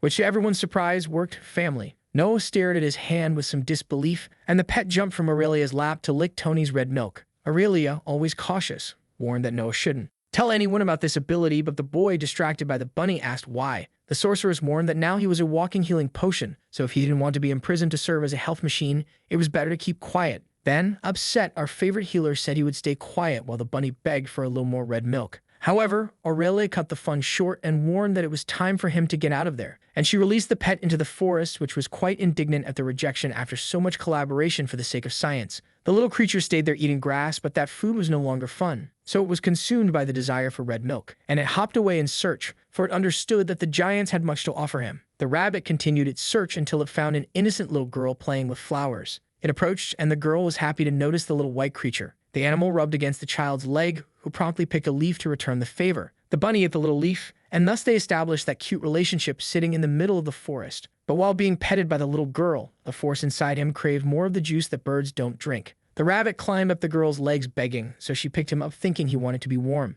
Then she started to pet his nose, which even made the little creature sneeze. The girl decided to take the rabbit home with her, and he was astonished by the number of giants to feed from. She opened the door happily, announcing her return. But the mother, when she saw the creature in her lap, asked what that was. A bunny, of course, she replied, and told that she found it in the forest, wanting to keep it. The woman put her hand on her head, already presuming she was going to have trouble, and the rabbit just wanted to drink its juice of malice. As there was no agreement, the mother asked the girl to take him back to the forest, but she insisted on keeping him, showing how cute he was. Then the woman took the creature from the child's hands and decided to put it outside. The girl followed her mother grumbling, but the woman continued without a word. The rabbit heard the door close behind him, and once again was rejected by those who could feed him. Indeed, society shapes the individual. Not giving up, the pet returned to the house door and earnestly asked for his strawberry milkshake. Then he cried alone and abandoned, feeling deceived once more. Oh, cruel life. Nevertheless, the rabbit hopped away in search of another giant who would treat him better. The creature reached the middle of the city until he spotted a bald man and approached him. As he was so cute, the man promptly picked the creature up, and the mustache man beside him commented that he had seen him with the little girl not long ago. The bald man remarked that rabbits had very tasty meat and thought that perhaps he could cook him. But noticing the danger around him, the animal quickly defended himself and bit the hungry man's finger, who screamed while serving milk to the little creature. Not far from there, Aurelia returned to the experiment room and saw Noah fiddling with the system notification settings so they wouldn't distract him during battles. But the sorceress commented that she did like most adventurers, keeping all information in one place. Then Noah drew an email box in the system and dragged all notifications into a single folder. The protagonist decided to study the attributes, for although the names were quite intuitive, he didn't understand how they really worked. Noah tried to concentrate to find answers to his questions, and he felt as if his brain was frying, until the system rewarded him and the young man acquired a new skill to modify the soul, along with sub-attributes that left Noah even more confused, and Aurelia reminded him that the guild evaluated them when registering. Noah continued to be bothered by the lack of information and decided to tap on the screen regarding the strength attribute. A discomfort in Noah's neck took over, preventing him from focusing on his studies, and all those symbols in front of him, which composed human anatomy for magical development, made him so dizzy that he ended up fainting.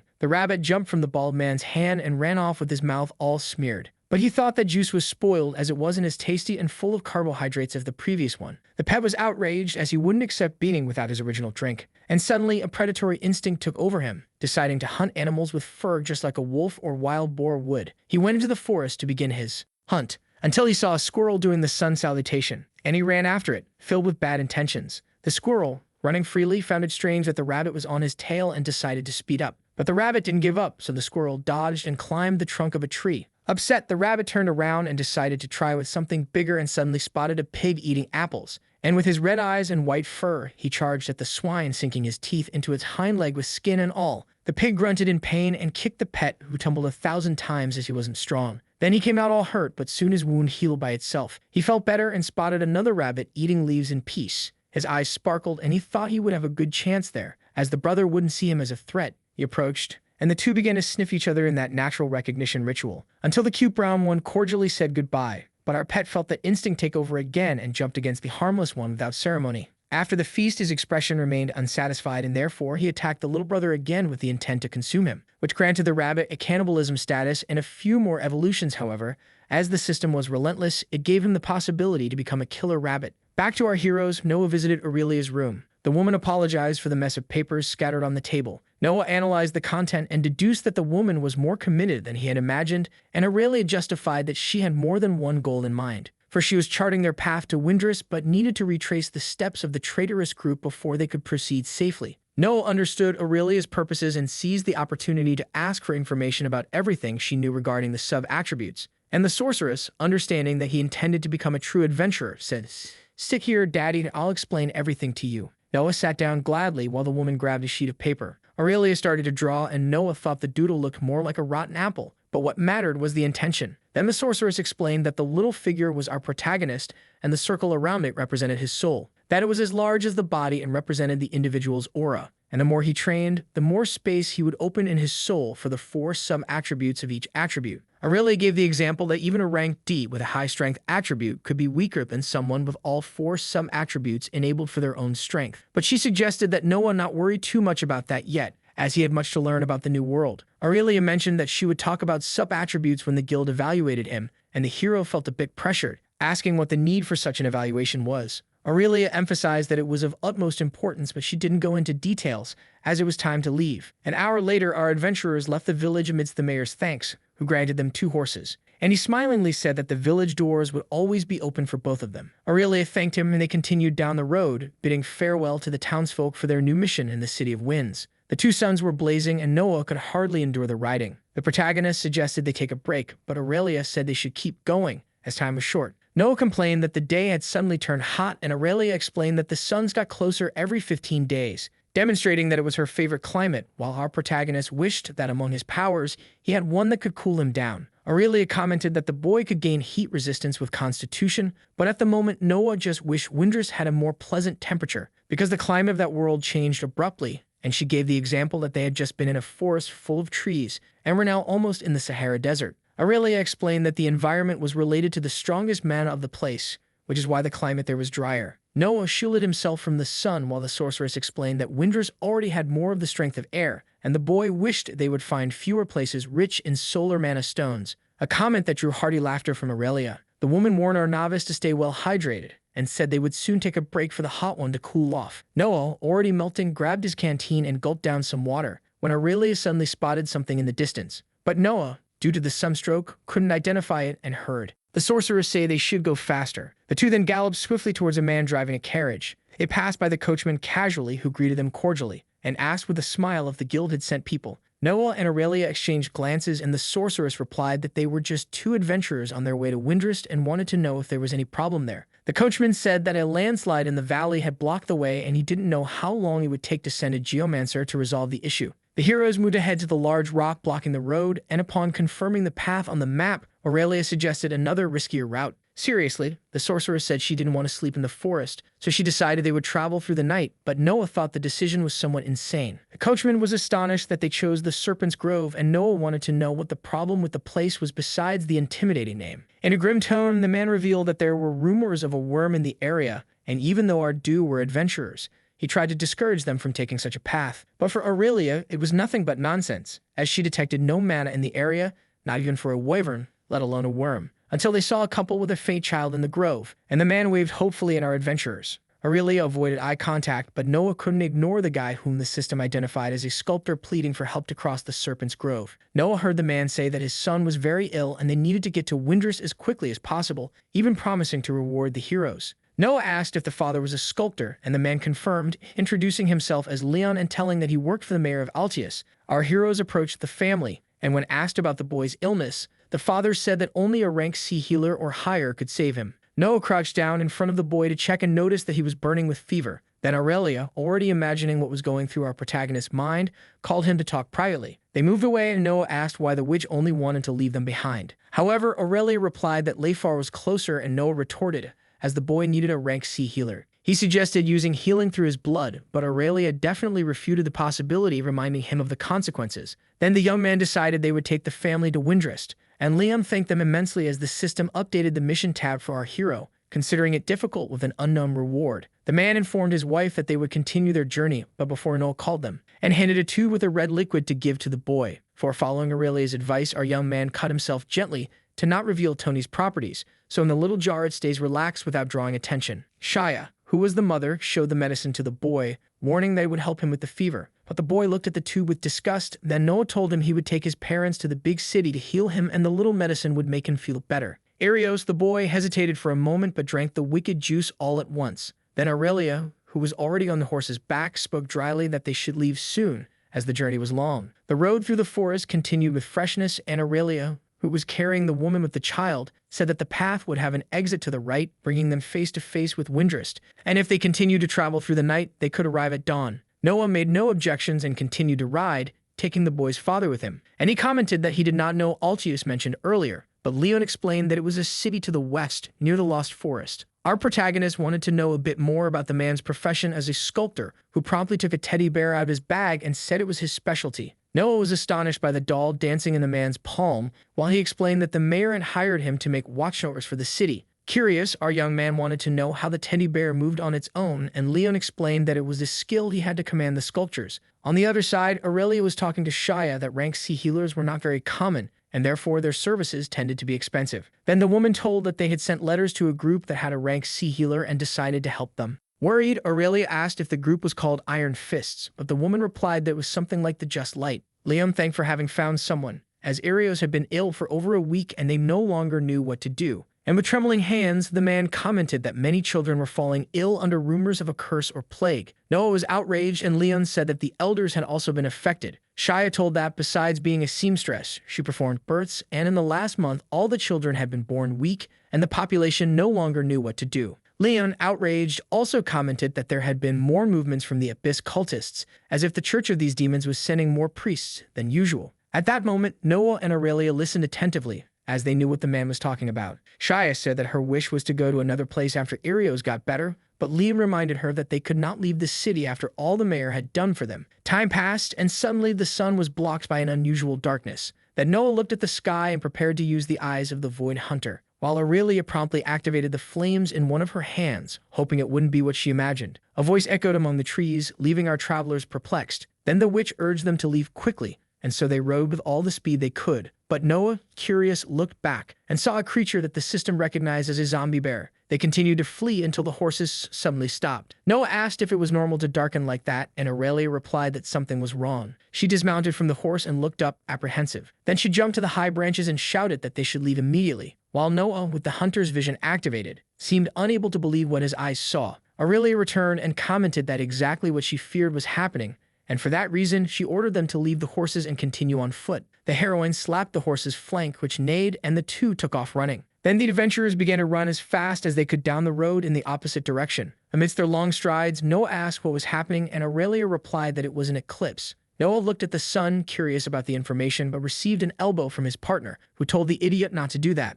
The protagonist wanted to know why, and Aurelia began to explain that when the suns and the moon aligned, day turned into night. In parallel to the heroes, the rabbit received his nickname of Killer under the face of the eclipse, where the observer cast his gaze upon the world. The creature touched the yes of the system, and an evil spirit consumed him. The fire eyes of the sorceress contrasted with the eyes of darkness, which commanded the new servant to instill madness in those who crossed his path. The sinister rabbit then had his soul corrupted by the madness of the observer. As long as the eclipse lasted, the monsters went into a frenzy and the zombies reappeared with their hordes, Aurelia said, squeezing Noah's arm. Now they had to find a safe place while they were not hunted. In the eclipse, the search for survival was not to look back, but alert to the dangers that lurked just ahead. The hero's escape continued while the observer judged the souls of those he could reach. Noah sensed the danger from the system's information and wondered if the others were seeing or feeling the same as he was. For the observer wanted to be looked at, and our hero tried in every way to resist the temptation, until Aurelia noticed the presence of something and asked Noah to protect the family. Aurelia screamed and attacked with her flames a zombie bear that appeared fiercely before her. She struck it repeatedly. The creature resisted strongly. Meanwhile, Noah kept the citizens protected in the rear, but he drew his blades and, with the hungry eyes of the void, ordered the family to flee as fast as they could. However, a serpent appeared stealthily, but the protagonist's eyes detected it. Then, with a quick strike, he cut the creature in half. Aurelia continued her battle with the zombie beast, and Shia, who watched everything horrified behind Leon, did not notice a hand crawling in her direction. A zombie lunged at the woman and grabbed her leg with its cold, putrid fingers. Shia screamed for help, trying to free herself from the monster while still holding Arios in her lap. Then Noah approached and threw his dagger at the zombie, to then finish it off with ease. Noah supported Shia in his arms, but the woman ended up having her ankle affected by the monster. And our protagonist, realizing the severity of the injury, did not hesitate and cut the palm of his hand to save her from transformation. He placed Tony over the woman's wound and said he would heal her. Meanwhile, Leon showed that he was also good at fighting and made the teddy bear grow and fight against the zombie bear. Aisha felt the pain diminish and, supported by Noah, managed to return to the others. Aurelia and the teddy bear dealt with the big monster, but in the distance silhouettes were forming and the sorceress had a bad omen. They began to run from the zombies, and Aurelia, with unmatched acrobatic skill, jumped onto the back of the good bear. She held hands with Noah and the family, who also climbed onto the animal. They fled until Leon pointed to a place that could serve as refuge until the eclipse passed, and Aurelia shot her fiery blasts at the zombies and they rode towards the cave proposed by the sculptor. The dead burned with each blow, but suddenly one of them jumped on our heroes, and with its enraged eyes and putrid skin, which once belonged to a young man, pushed our protagonist off the mount. Noah tried to free himself from the zombie boy, when suddenly he saw the creature's head consumed by Aurelia's flames. Then our hero activated his blink and quickly returned to the back of the animal right behind the escorted family. They stared at Noah, worried, and the sorceress asked if he had been bitten, but the protagonist replied that he was fine. The group finally reached the cave, but Noah fell off the horse, or rather the bear, with the animal's skid. While they studied the entrance of the refuge, Aurelia noticed that the zombies were not advancing. It was then that a cold sweat tear ran down Leon's face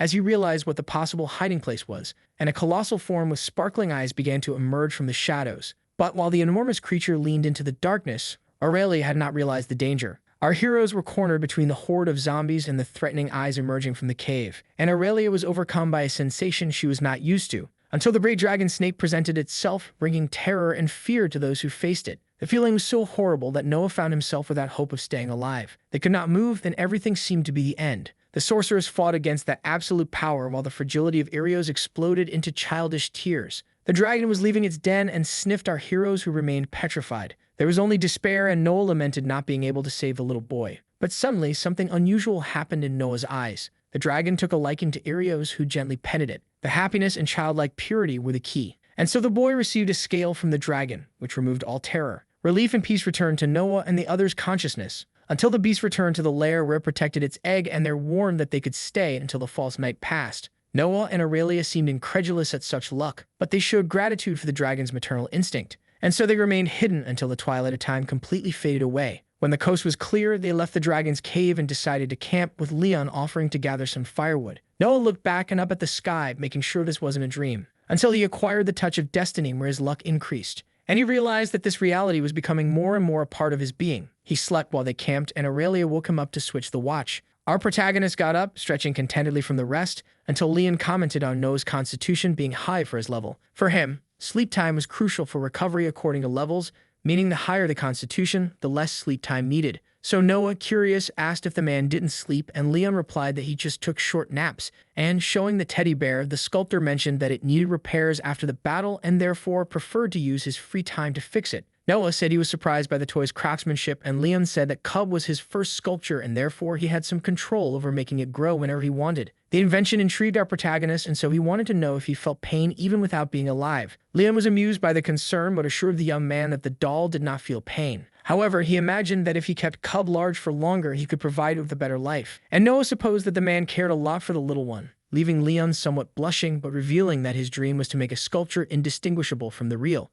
Noah, already pondering his experiences with emptiness, asked if it was possible to do so, and the sculptor replied that probably not, but he would never stop trying. Noah checked his profile in the system, and he was very pleased to notice that he had evolved in several attributes. Then he began to slide his finger across the screen to learn a bit more about the new skills, until he discovered that his resistance to terror had evolved to level 3. Noah realized it was a new ability received after the encounter with the cave dragon. He then added it to his status, which soon increased his XP bar. Noah celebrated the increase in all his attributes like a goal, but his body suddenly began to tremble and freeze, and Leon brought his hand to his face at Noah's sheer naivety in the world of suspended screens and systematic evolutions. The sculptor approached Noah suggesting rest, but the young man insisted he was fine, even with the tremors. However, Liam was emphatic in stating exactly the opposite to our stubborn one and explained that the increase in aura created an overload in his body. Noah tried to hold firm, so Leon asked him to at least try to meditate as he would keep watch. Our hero struggled to control the pain and gradually began to rhythm his breathing, until he reached the meditative state necessary to balance his energies.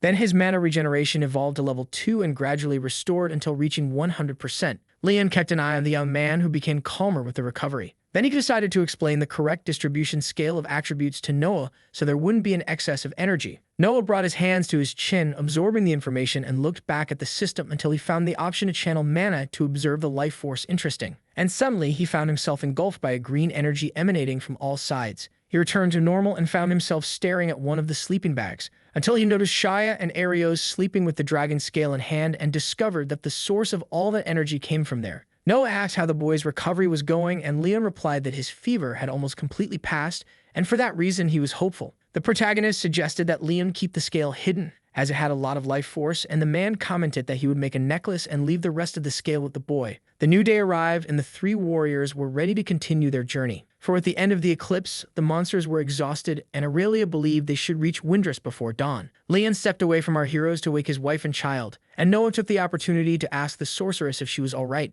Then Aurelia, despite her worried expression from the recent events, replied that everything was in order, but she confessed that she was still a bit disturbed by their luck in having come out alive after the encounter with the dragon. Meanwhile, Leon strangely went to wake Aisha and, giving a sidelong glance at the heroes, informed his wife that it was time to leave. The sculptor took the scale with his son and said he would keep it for precaution. They continued their journey, and Noah was worried about Aurelia's strange demeanor. The next day, a beautiful city protected by large walls was observed by some men who were flying over it with a winged mechanism. And Noah was astonished, imagining they could be giant eagles. But Aurelia explained that they were feathered gliders and that they used wind mana, allowing them to soar over great distances. The sorceress told Noah that the sensation of flying was wonderful and that she would show him how it worked as soon as they arrived in the city. Our protagonist noticed that the city had no entrance gate and asked if they were on the opposite side. But Aurelia pointed to the wall where there was a moving elevator, which left Noah dumbfounded. It took the means of transport, and Noah looked like a child in an amusement park, gazing upwards, until the elevator ascended rapidly, and our boy displayed a newly unlocked fear. With their spirits controlled, they enjoyed the view as they reached the top of the wall. When they entered the city, Aurelia commented that she wasn't carrying her adventurer's badge and that they would need to go through security. As they walked, Leon called out to the adventurers and, as a token of gratitude, gave them some level C mana stones without specification as a reward. Aisha also thanked the heroes and expressed confidence in Arios' improvement, who was playing in her lap, enchanted by the city. Noah and Aurelia looked incredulously at the stones, and the sorceress, who knew the ropes, said it was quite a high payment. Leon smiled contentedly and asked them to accept it graciously, as he had no words to thank them for everything they had done. In front of the gates for inspection, Noah identified himself to the guard with his right hand over a stone. As soon as the rock glowed, the guard asked if Noah was a member of one of the three cults, and the boy replied that he was not. The guard, who was noting down the information, asked if our protagonist had a criminal record, and Noah denied it as well. Thus he entered and found Aurelia disguised with a cloak, and the system updated the list of completed missions, distributing more rewards to Noah, who, without wasting time, went to check his profile, to Aurelia's dismay, with the boy who couldn't tear himself away from the screen of his phone, or rather the system. Noah received a tome that served as a dimensional pocket and judged it as a new inventory, but much better. The heroes stopped in front of a large balcony, and Noah showed himself eager for the official title of adventurer, making the sorceress proud of her pupil. Aurelia took him to try out the city's winged mechanism as promised, and when everything was ready for them to fly, the woman put a mask over her face that the system identified as a veil that altered even the voice of the wearer, making Noah find it quite frightening. But for Aurelia, it was better to stay that way and remain alive than to be found by her old group of traitors. They walked to the open part of the balcony while many people took relaxed flights. Noah stopped at the starting point, and his legs trembled at the height of the place. Then Aurelia said she would go first and asked the boy to follow her when he felt safe. But Noah said nothing and stood frozen, swallowing saliva behind his nervous smile. Aurelia prepared herself and launched herself with the mastery of a bird of prey. which left our hero speechless and confident to make his debut jump. Then the wings extended, leaving him somewhat stunned, but with confidence he took a few more steps forward. And thus he jumped, feeling the wind brush against his face continuously. But the people who saw him jump looked curiously at the boy's posture, and he himself thought that something was not quite right. However, he remembered that the guy on the platform said the wings worked on their own through the air mana stone and were connected to the mechanism in his body. Thus, he found the stability needed to enjoy the ride. Aurelia, watching the boy enjoy the flight, said she missed that experience,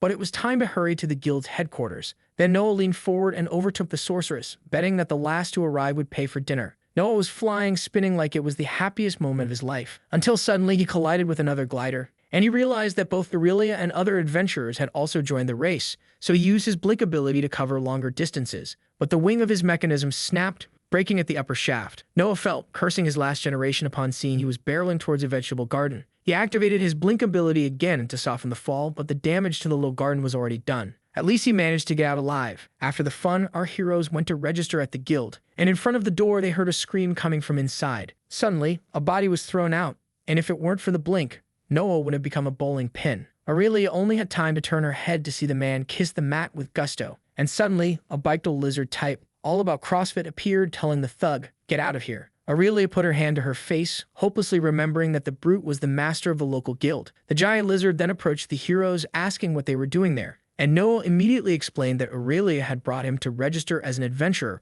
prompting the woman to reveal her identity. The big guy then called out a certain name with his deafening voice to announce that there was a newbie in the area. Then, totally contrasting with the brute, a cute girl appeared to welcome our adventurers. Noah confirmed by looking down as the girl barely reached his waist. Then she smiled and invited our protagonist to enter the guild headquarters. Noah followed the little legs but was startled when he saw a bunch of big guys sprawled on the floor of the main hall. The girl asked our young man not to worry, as it was training day with the leader, so they only had 5 minutes of sparring without losing friendship, and she reinforced that the members were not dead, just too tired to get up. Noah didn't really enjoy the joke, but he approached the counter where Lil Nay asked if he was familiar with the registration process. Our protagonist shook his head negatively and wondered if the girl wasn't too young for the job, but she, being half celestial, was much older than the curious one. Aurelia interrupted the registration to ask if she could get another adventurer's plate on site, as she had lost hers in the last campaign with the Iron Fists. The receptionist then asked for a moment to confirm. She approached a bookshelf and confirmed that for a reissue of the plate,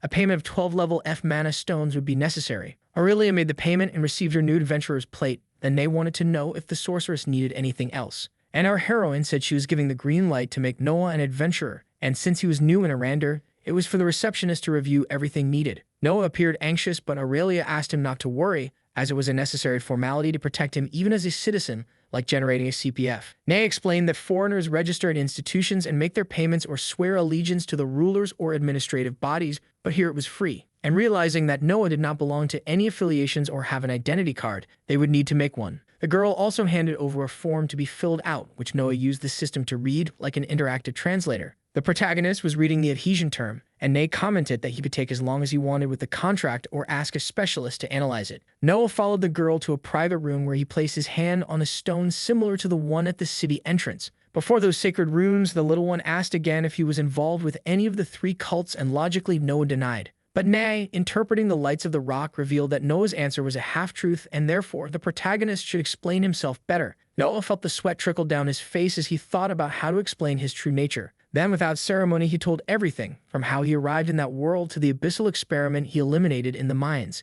With wide, curious eyes, the receptionist cleared her throat and said, "Next question, my young man." Aurelia, attentive, saw Noah respond that he felt neutral when asked if he was a friend or enemy of the people of Arander, but that he was always willing to help. Nay gave Noah a list of paths to check if he was aligned with the bad things. But our prota, despite having all of his paths based on emptiness, did not belong to any of that sinister list. The little one looked at the shining rock and informed that they were almost at the end of the tests, but something left her expression worried. However, she was interrupted by the bell ringing, and the boss entered, apologizing for the interruption, but he couldn't help but overhear the conversation that was going on. And Noah looked intrigued at the imposing lizard, who said in his guttural voice, "You are a foreigner. Did I hear that right?" Almost choked up, Noah confirmed, wondering if he would be the next to fly out the door. But the Draconian commented that Noah was the third he had met and thus extended his hand, introducing himself as Razor Draken. Our hero, almost melting, shook the leader's hand, who suggested a combat evaluation. Without further ado, Razor lifted Noah onto his shoulders and took him for a fun ride. Noah tried to call for help from the little one as the heavy steps of the big lizard gradually distanced themselves, And before leaving, the Draconian turned to Ne and said, "Prepare the training field because today the Jirapoka goes to Pew." Noah tried to call his mother, but nothing in this world or another could pull him from Razor's grasp. Razor simply jumped from the third floor with Noah on his back, and the guy was so hulking that he cracked the ground upon landing. The boss threw Noah to the ground and called him to the fight to discover what our big boy was made of. So Noah asked if the lizard could give him a moment to prepare, and Razor smiled, indicating the waiting room that was right next door. The door closed like lightning, and Noah used the space to recover from that first aggressive impression of the boss. Lonely and under no pressure, our protagonist opened the system to devise a strategy, pulling out one of his textbooks. Noah took the tom from his dimensional pocket that allowed him to use the astral energy of his soul to create a kind of cloud storage for everything he had. Razor pounded on the door, eager to show the boy how many scales it takes to make a lizard, and Noah, who needed a bit more time, noticed a vase on the table and thought it was a good object to test his new ability. However, when he absorbed the vase, he had the slight impression that it was in his pants pocket. So he commanded the jar to his hand and was stunned to realize that he could now teleport objects with extreme ease. But he didn't even have time to celebrate as Razor burst through the door, asking if the rookie was ready. Noah replied that he was, and the Draconian leader asked him to show his fighting skills. There was a brief silence as Noah assessed Razor from a distance. Then the leader said that if Noah landed a hit on him, he could move on to the next house. No, wait, that's another story. Noah scratched his head, as the task didn't seem that difficult, and the convinced crowd encouraged our hero to see him take some good hits while Aurelia remained silent next to a girl with glasses who was taking notes. Razor's eyes were intimidating, and he crossed his arms waiting for the boy's moves. And suddenly the aura of the cocky lizard surged by over 1,000,000 points. Aurelia saw Razor order Remy, the girl with glasses beside him, to be the referee of the match, and so she did, nodding her head. Noah and Razor faced each other in front of the spectators, and Remy, with her hand extended, created tension to officialize the fight. Until she said, "Fight." Noah ran like an arrow and drew his blades to leap at the Draco. Then he activated his blink ability and attacked Razor, who remained still. But the Draconian was experienced, and noticing that Noah was behind him, spun with a rotating punch that our hero dodged by mere millimeters. However, the dodge wasn't enough, and Noah felt Razor's hand weigh on his stomach, flying backward from the impact. Our hero crashed against the wall, but even all battered, he maintained a satisfied expression. Razor applauded the boy for his teleportation and autonomous storage skills, confessing that he almost caught him off guard. Noah, still trembling, subtly took the dagger in his hand while staring at the lizard. Then his eyes glowed with an intense crimson as he activated his life force ability. Razor noticed that Noah wanted to continue and let his aura burn to the maximum as well. Noah channeled the dark energy of the void and attacked the guild leader again. Incredibly, our protagonist threw the dagger and teleported it from one point to another to hit the opponent with a hat-trick strategy. But who is king never loses his majesty, and Razor caught the blade before being surprised and commented that Noah's void power was astonishing. But Noah didn't care and delivered another sideways strike. The Draconian, on the other hand, grabbed Noah by the hands as if he were a heavy shopping bag, and suggested that the boy have a spear to complement his fighting style. But suddenly, Razor saw Noah escape from his grasp with another teleportation. And Noah, who was trembling from the high energy expenditure, heard the leader mention that the spear would increase the range power of his abilities, and so Razor punched the dagger, considering it was little to defeat him. Noah, who was kneeling to contain the pain, saw his daggers fall in between him and the opponent, and Razor warned that now it was his turn to show his power. Noah and Aurelia were anxious about the kind of power Razor had up his sleeve. The lizard suddenly ran, sinking the concrete beneath him, and vanished before everyone's eyes, which made Noah wonder if Razor also used teleportation. However, his thoughts were interrupted by the guildmaster's attack, who slammed the ground again. For Noah had dodged, but noticed that the guy was as fast as lightning. Razor laughed and praised the boy's reflexes, showing himself pleased with his performance. However, with hungry eyes, he warned that this was just his warm-up, and he flew with all his strength and speed towards Noah, who moved his fist to parry the blow with his dagger, and once again was thrown back by Razor's punch, which resembled a walking sledgehammer. Only this time our hero fell balanced with the blink activated, and saw the lizard almost break the void to crush him mercilessly. Noah only had time to raise his grafted arm to protect himself. However, the impact was so strong that Tony got stained with tomato sauce. Razor grabbed Noah's arm and threw him to the ground, positioning himself on top of him. Growling, the guild leader wanted to know how the boy had managed to graft a void monster onto his own arm. Razor's knee was on Noah's diaphragm, who couldn't breathe to respond. Then he placed his foot at the height of the lizard's chest and made his dark aura emerge, which was noticed by the opponent. Suddenly, the leader fell to the side, applying a leg lock on our hero, and said that Noah was making a mistake, as this type of magic made the body work against the user, since even Razor's aura was restricting him. The lizard continued to warn about the danger of the graft, and Noah discreetly opened the system screen with the dimensional pocket behind the big guy, who didn't feel when Noah sucked his leather pants into the inventory. Aurelia was incredulous at her protege's attitude, but it was already done. Leader without pants in front of everyone, and Noah in teleportation. All normal here. Noah, distance, was trying to recover, and surprisingly, Razor liked the boy's originality. So he stood up without pants and asked the boy to show more of his power, suddenly throwing the dagger towards Noah, who could do nothing at first. But our protagonist activated the Astral Walker to pull the dagger and entered the dimensional portal, intending to regain his strength. And there, before his reflection in the blade, he tried to find ways to hit someone stronger and faster than him. Then, as if nothing was happening, the pot of stones floated and touched his back as if to say, "I'm here, baby." And Noah promptly smiled with his million-dollar ideas. Noah opened the pot while hearing Razor grumble that he was playing dirty. But he quickly returned to reality and shot the rocky projectiles towards the lizard, who felt his eyes blur with the meteor shower against his face. Several void portals opened above Razor, who was hit multiple times by the stones. Genius. But as life is not a strawberry, Noah's mana ran low, and as a last attempt he returned to the physical world, stretching Tony's hand to touch Razor's scales, who noticed immediately and grabbed our hero's arm. "Not here, baby." Then he grabbed Noah and took him to the ground again. But Noah smiled and warned, "Behind you, handsome." Suddenly, Noah's daggers emerged from the astral, aimed at Razor's back and stabbed his back, catching him off guard.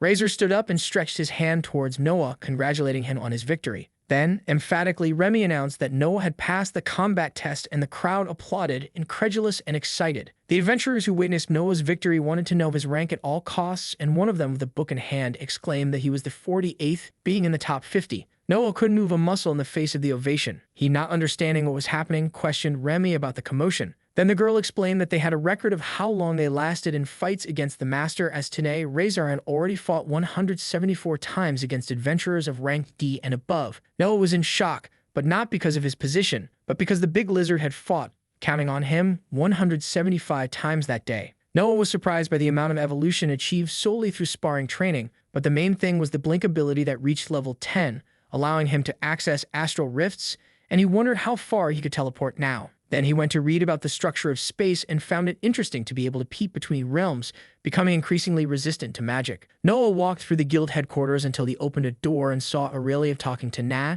but by the expression on both of their faces, he thought he hadn't arrived at a good time, as the small girl was reporting that some abyssal scum had escaped right under her nose. And Noah, joining the conversation, wanted to know if Na was referring to Aurelia's previous group. Then the sorceress assumed it was far from being an isolated case. They said she was mapping the case due to the disappearances, as many of them were linked to missions that certain guild members had accepted. The girl was outraged, as if people lost faith in the guilds, it would be a total disaster, especially with those cultist members acting in the shadows. Noah asked if Aurelia had found the traitors, but according to the sorceress, her last lead was that they were on some mission near Windrest. Nay brought her fingers to her head and focused her magic to help Aurelia search for the suspects in specific places. And when the papers began to float around the room, Noah was astonished by the girl's power, which Aurelia whispered was the magic of fate. Until suddenly, Nay focused on one of the papers and caught it in the air, promptly revealing that Aquarius was the location of the new search for our heroes, which made Aurelia bow to the mage in gratitude. However, Nay asked them to consider this an official mission to track down the Iron Fists and bring them to the guild. And when the system updated the new mission, which was called Vengeful Hunt,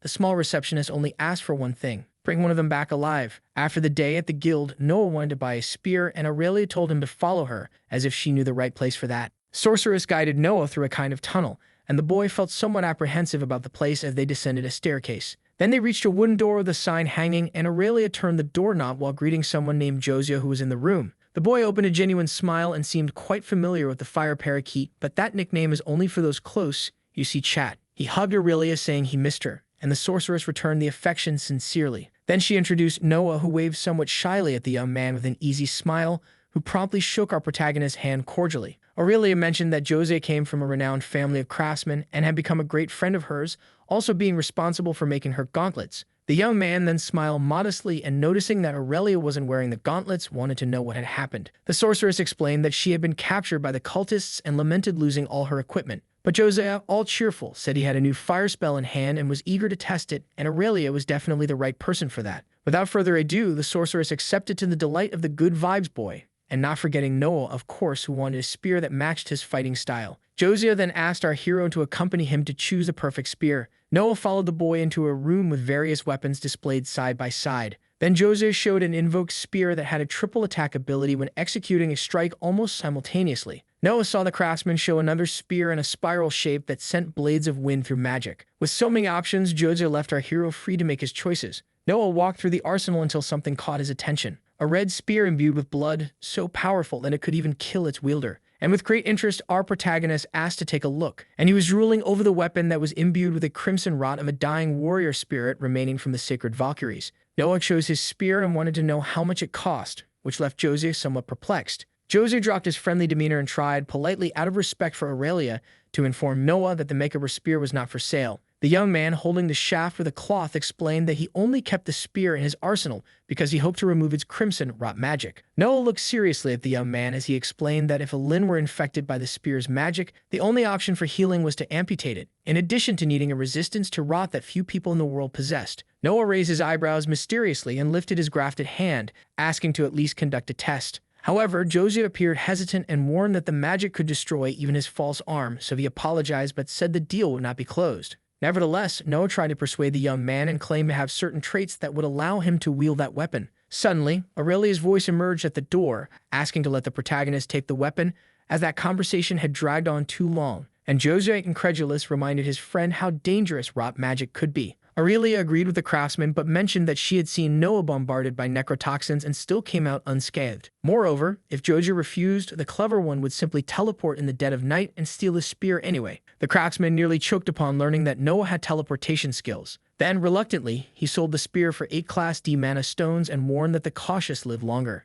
Noah tried to haggle for 5 stones, and Joja ended up conceding with a sour expression. Leaving with his new toy, Noah asked if the craftsman had the tome for proficiency in spears, and the young man replied that he would sell it for 2 more mana stones. And so he handed the tome to Noah, who also received a new outfit as a bonus. Aurelia just watched the boys make their deals, and Noah, not wasting any time, quickly acquired the necessary information in the system about handling the weapon and its qualities. Jose commented that Noah had chosen a difficult weapon to wield, and that if our hero wanted to return it, he wouldn't do so for the same price. Supply and demand, you know. Noah donned the coat that made him look like a power metal vocalist and thus said goodbye alongside Aurelia to the nice craftsman. Our protagonist wanted to test the spear as soon as possible, but Aurelia, like a mother vetoing her child's new toy, only allowed him to use the weapon after dinner. And Noah, full of sulk, questioned why he couldn't have fun. But he became interested when Aurelia suggested they check out the astral rift of the castle. Noticing the young man's curiosity, the sorceress said that the castle was built over a rift that led to the astral plane of winds, and Noah liked the idea. They stood watching the show of flying men, and Noah wanted to enjoy the spectacle more. However, Aurelia said she had more important things to do than babysit a guy flirting with the town girls.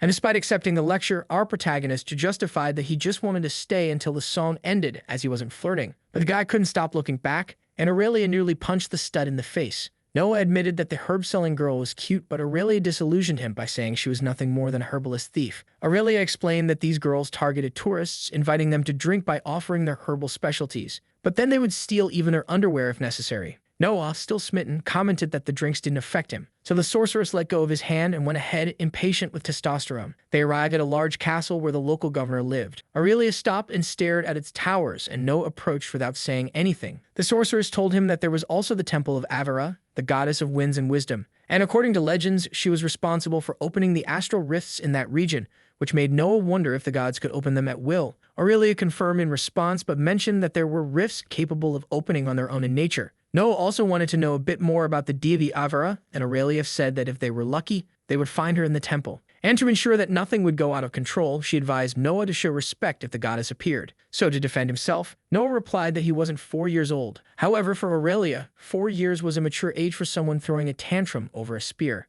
Noah felt that in his heart, but Aurelia enjoyed having managed to tease him this time. Until our protagonist saw a kind of fairy spinning and dancing before his eyes. Then Aurelia commented that these fluffy creatures were air elementals, very common around those parts like fireflies in a dark place. Noah wanted to know if they wandered around all the time, and the sorceress explained that this was the temple of the goddess of air, so they flew freely. Our hero tried to socialize with one of the little beings, but got bitten on the finger with gusto. The little creature then flew away and complained that Noah smelled of emptiness. Aurelia looked back, reprimanding the young man, but he explained that he tried to be nice and the fairy simply attacked him because he stank. The sorceress almost spat from laughing, and she said she couldn't disagree with the elemental, although she herself would never have the courage to say that so openly to the Lord of Astral Hygiene. They entered the temple, and Noah came across the image of Avera and her familiar deity named Vedi, while a vortex of energy swirled beneath his feet. Noah asked if the vortex was an astral rift, and Aurelia confirmed, saying that one could probably feel a torrent of air emanating from it. The young man walked towards the rift, but one of the fairies promptly blocked his path and invited Noah to visit her home for, according to her, the Great Mother would love to meet the Stinky One. Noah stood before the portal while the little elemental curiously insisted that he enter her home. The vortex seduced Noah insistently, so he told Aurelia what was happening, and the sorceress expressed some disbelief. Noah confessed that he felt tempted to enter, but Aurelia explained that if he did, he would be torn into 1,000 pieces until his mana completely disappeared. However, our hero did not feel intimidated and asked Aurelia to hold his hand so they could discover together what was inside, but the woman firmly refused. And when she tried to convince him to give up the stupid idea, Noah simply activated Blink and left Aurelia's line of sight. Then he grabbed the sorceress and jumped into the vortex, which sucked them in like a black hole. However, the lights were intense in the place and Noah widened his eyes to identify everything around him, while the fairy guided them through numerous doors that formed in that astral corridor. They kept following until they suddenly fell into the astral plane of winds. Aurelia, indignant, asked what the crazy guy thought he was doing. But suddenly, they heard a soft voice wishing them welcome, and a magnificent and imposing woman sitting on her throne remarked that it had been a long time since she had received interesting visitors. She stared at our heroes with glamour and curiosity, while Aurelia couldn't believe what she saw before her eyes. But Noah was more interested in knowing what ability the beautiful woman used to enhance her impeccable lip filling. However, the goddess smiled at Noah's audacity to try to identify her through her astral system. Curious, he asked how she knew him, and Aurelia quickly spun to our protagonist to ask for good manners with the deity. But the goddess didn't seem to care and solemnly informed that she knew many things, for she was the goddess of wisdom. Then she took a chick sip of champagne to moisten her royal throat. Noah suddenly felt a jolt in his neck, and Aurelia, forcing him to bow, apologized to Avera for the insolence, as they had no intention of bothering her, and explained that the idiot beside her had no business following the elementals into the portal. But Avera said she was having fun and mentioned that she kept the portal open for the elementals to pass freely and did not expect anyone to enter. The fairy suddenly whispered in the goddess's ear, and Avera announced that the little being found Noah a very interesting person, but Aurelia interjected to assert that, in fact, the protagonist was just a fool. The sorceress emphasized that the hero's parents should have let him fall as a child to think it would be cool to just jump into an astral rift out of nowhere. The goddess then rose certainly and told Aurelia to relax, for she did not consider Noah's entry through the portal a mistake. For destiny is a capricious thing, and in any case it would have dragged him, at least what he carries with him. Avera sensed that Noah smelled of emptiness and snapped her fingers to give the young man a light bath. The protagonist then suddenly felt as if he were inside an astral car wash,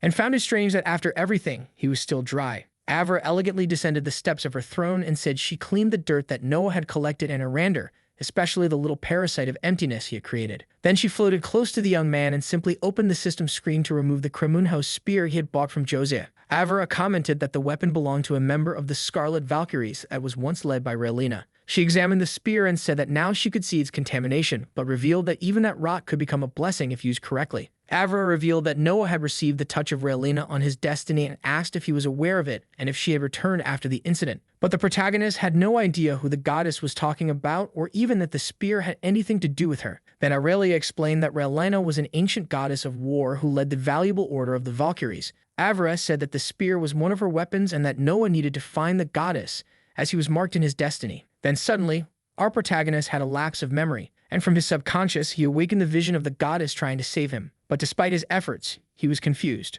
Avera looked at Noah and smiled. She placed the spear in Noah's hand with hope for the goddess's return, and said that the mark on the young man's destiny would guide him if he followed her guidance. Lady Avera asked that if Noah found Relina, he should deliver the message that she was still waiting for her promise. Then Aurelia asked for permission to ask a question, which was promptly granted by the goddess. The sorceress wanted to know if she had information about the abyssal cultists infiltrated in the guild, as innocent people were dying. But the goddess, despite all her knowledge, could not help them with these matters, even if she wanted to very much. Avera explained that the void protected all who were under its shadow, and therefore could not perceive their steps. Aurelia thanked her, though saddened by the situation, but the goddess said that in one specific thing she could help them. Thus, Avera made her extensive library available for the studies of our heroes and confessed that she collected many objects, even having a rock album, and she would let them use it if the duo had or knew of something that the goddess of wisdom was unaware of. The two were thoughtful for a while, and Noah remembered something but out of caution preferred not to say it out loud. Then he whispered in Avera's ear, who was taken aback by the gossip.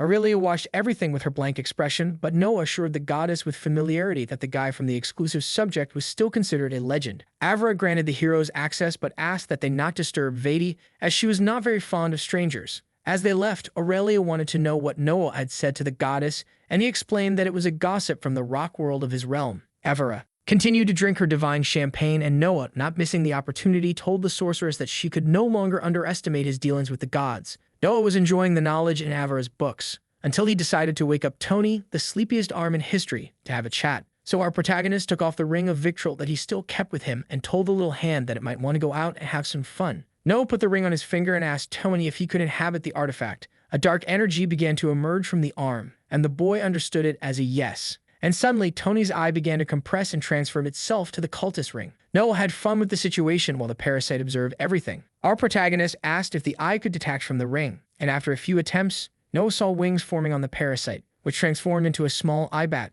Tony flew up to the highest shelves and began to read the books through the system. This made Noah notice new abilities on his sheet, as well as considerable evolutions in his paths. Noah started to put the books away, and one of the fairies approached to say that the mother goddess liked the stinky one. Then, quite excited, the elemental wanted to show something to our hero and flew off for him to follow. Noah noticed that the fairy invited him to another astral rift, so he moved his lips in curiosity and thus crossed the barrier. On the other side, the little air creature continued to guide him through a kind of garden with a fountain. And Noah showed himself surprised by the objects sculpted in flowers where the water flowed calmly. Several elementals flew alongside Noah until they began to dive into the fountain, and the protagonist discovered that there was another world hidden beneath the surface of the water. Noah thought about submerging his grafted hand, but a voice behind him suggested that he not do that. He turned around, and a kind of giant pigeon asked who the mortal was that tired its beauty. Noah then explained that he was in the library and decided to take a stroll through an astral rift and presumed that the bird was Vati. The dove seemed a bit irritated that Avera kept pulling mortals into her world. She stared at Noah and wondered why the goddess chose someone who smelled so much of emptiness and decay this time. The Vati herself answered upon realizing that Noah was bound to some fate,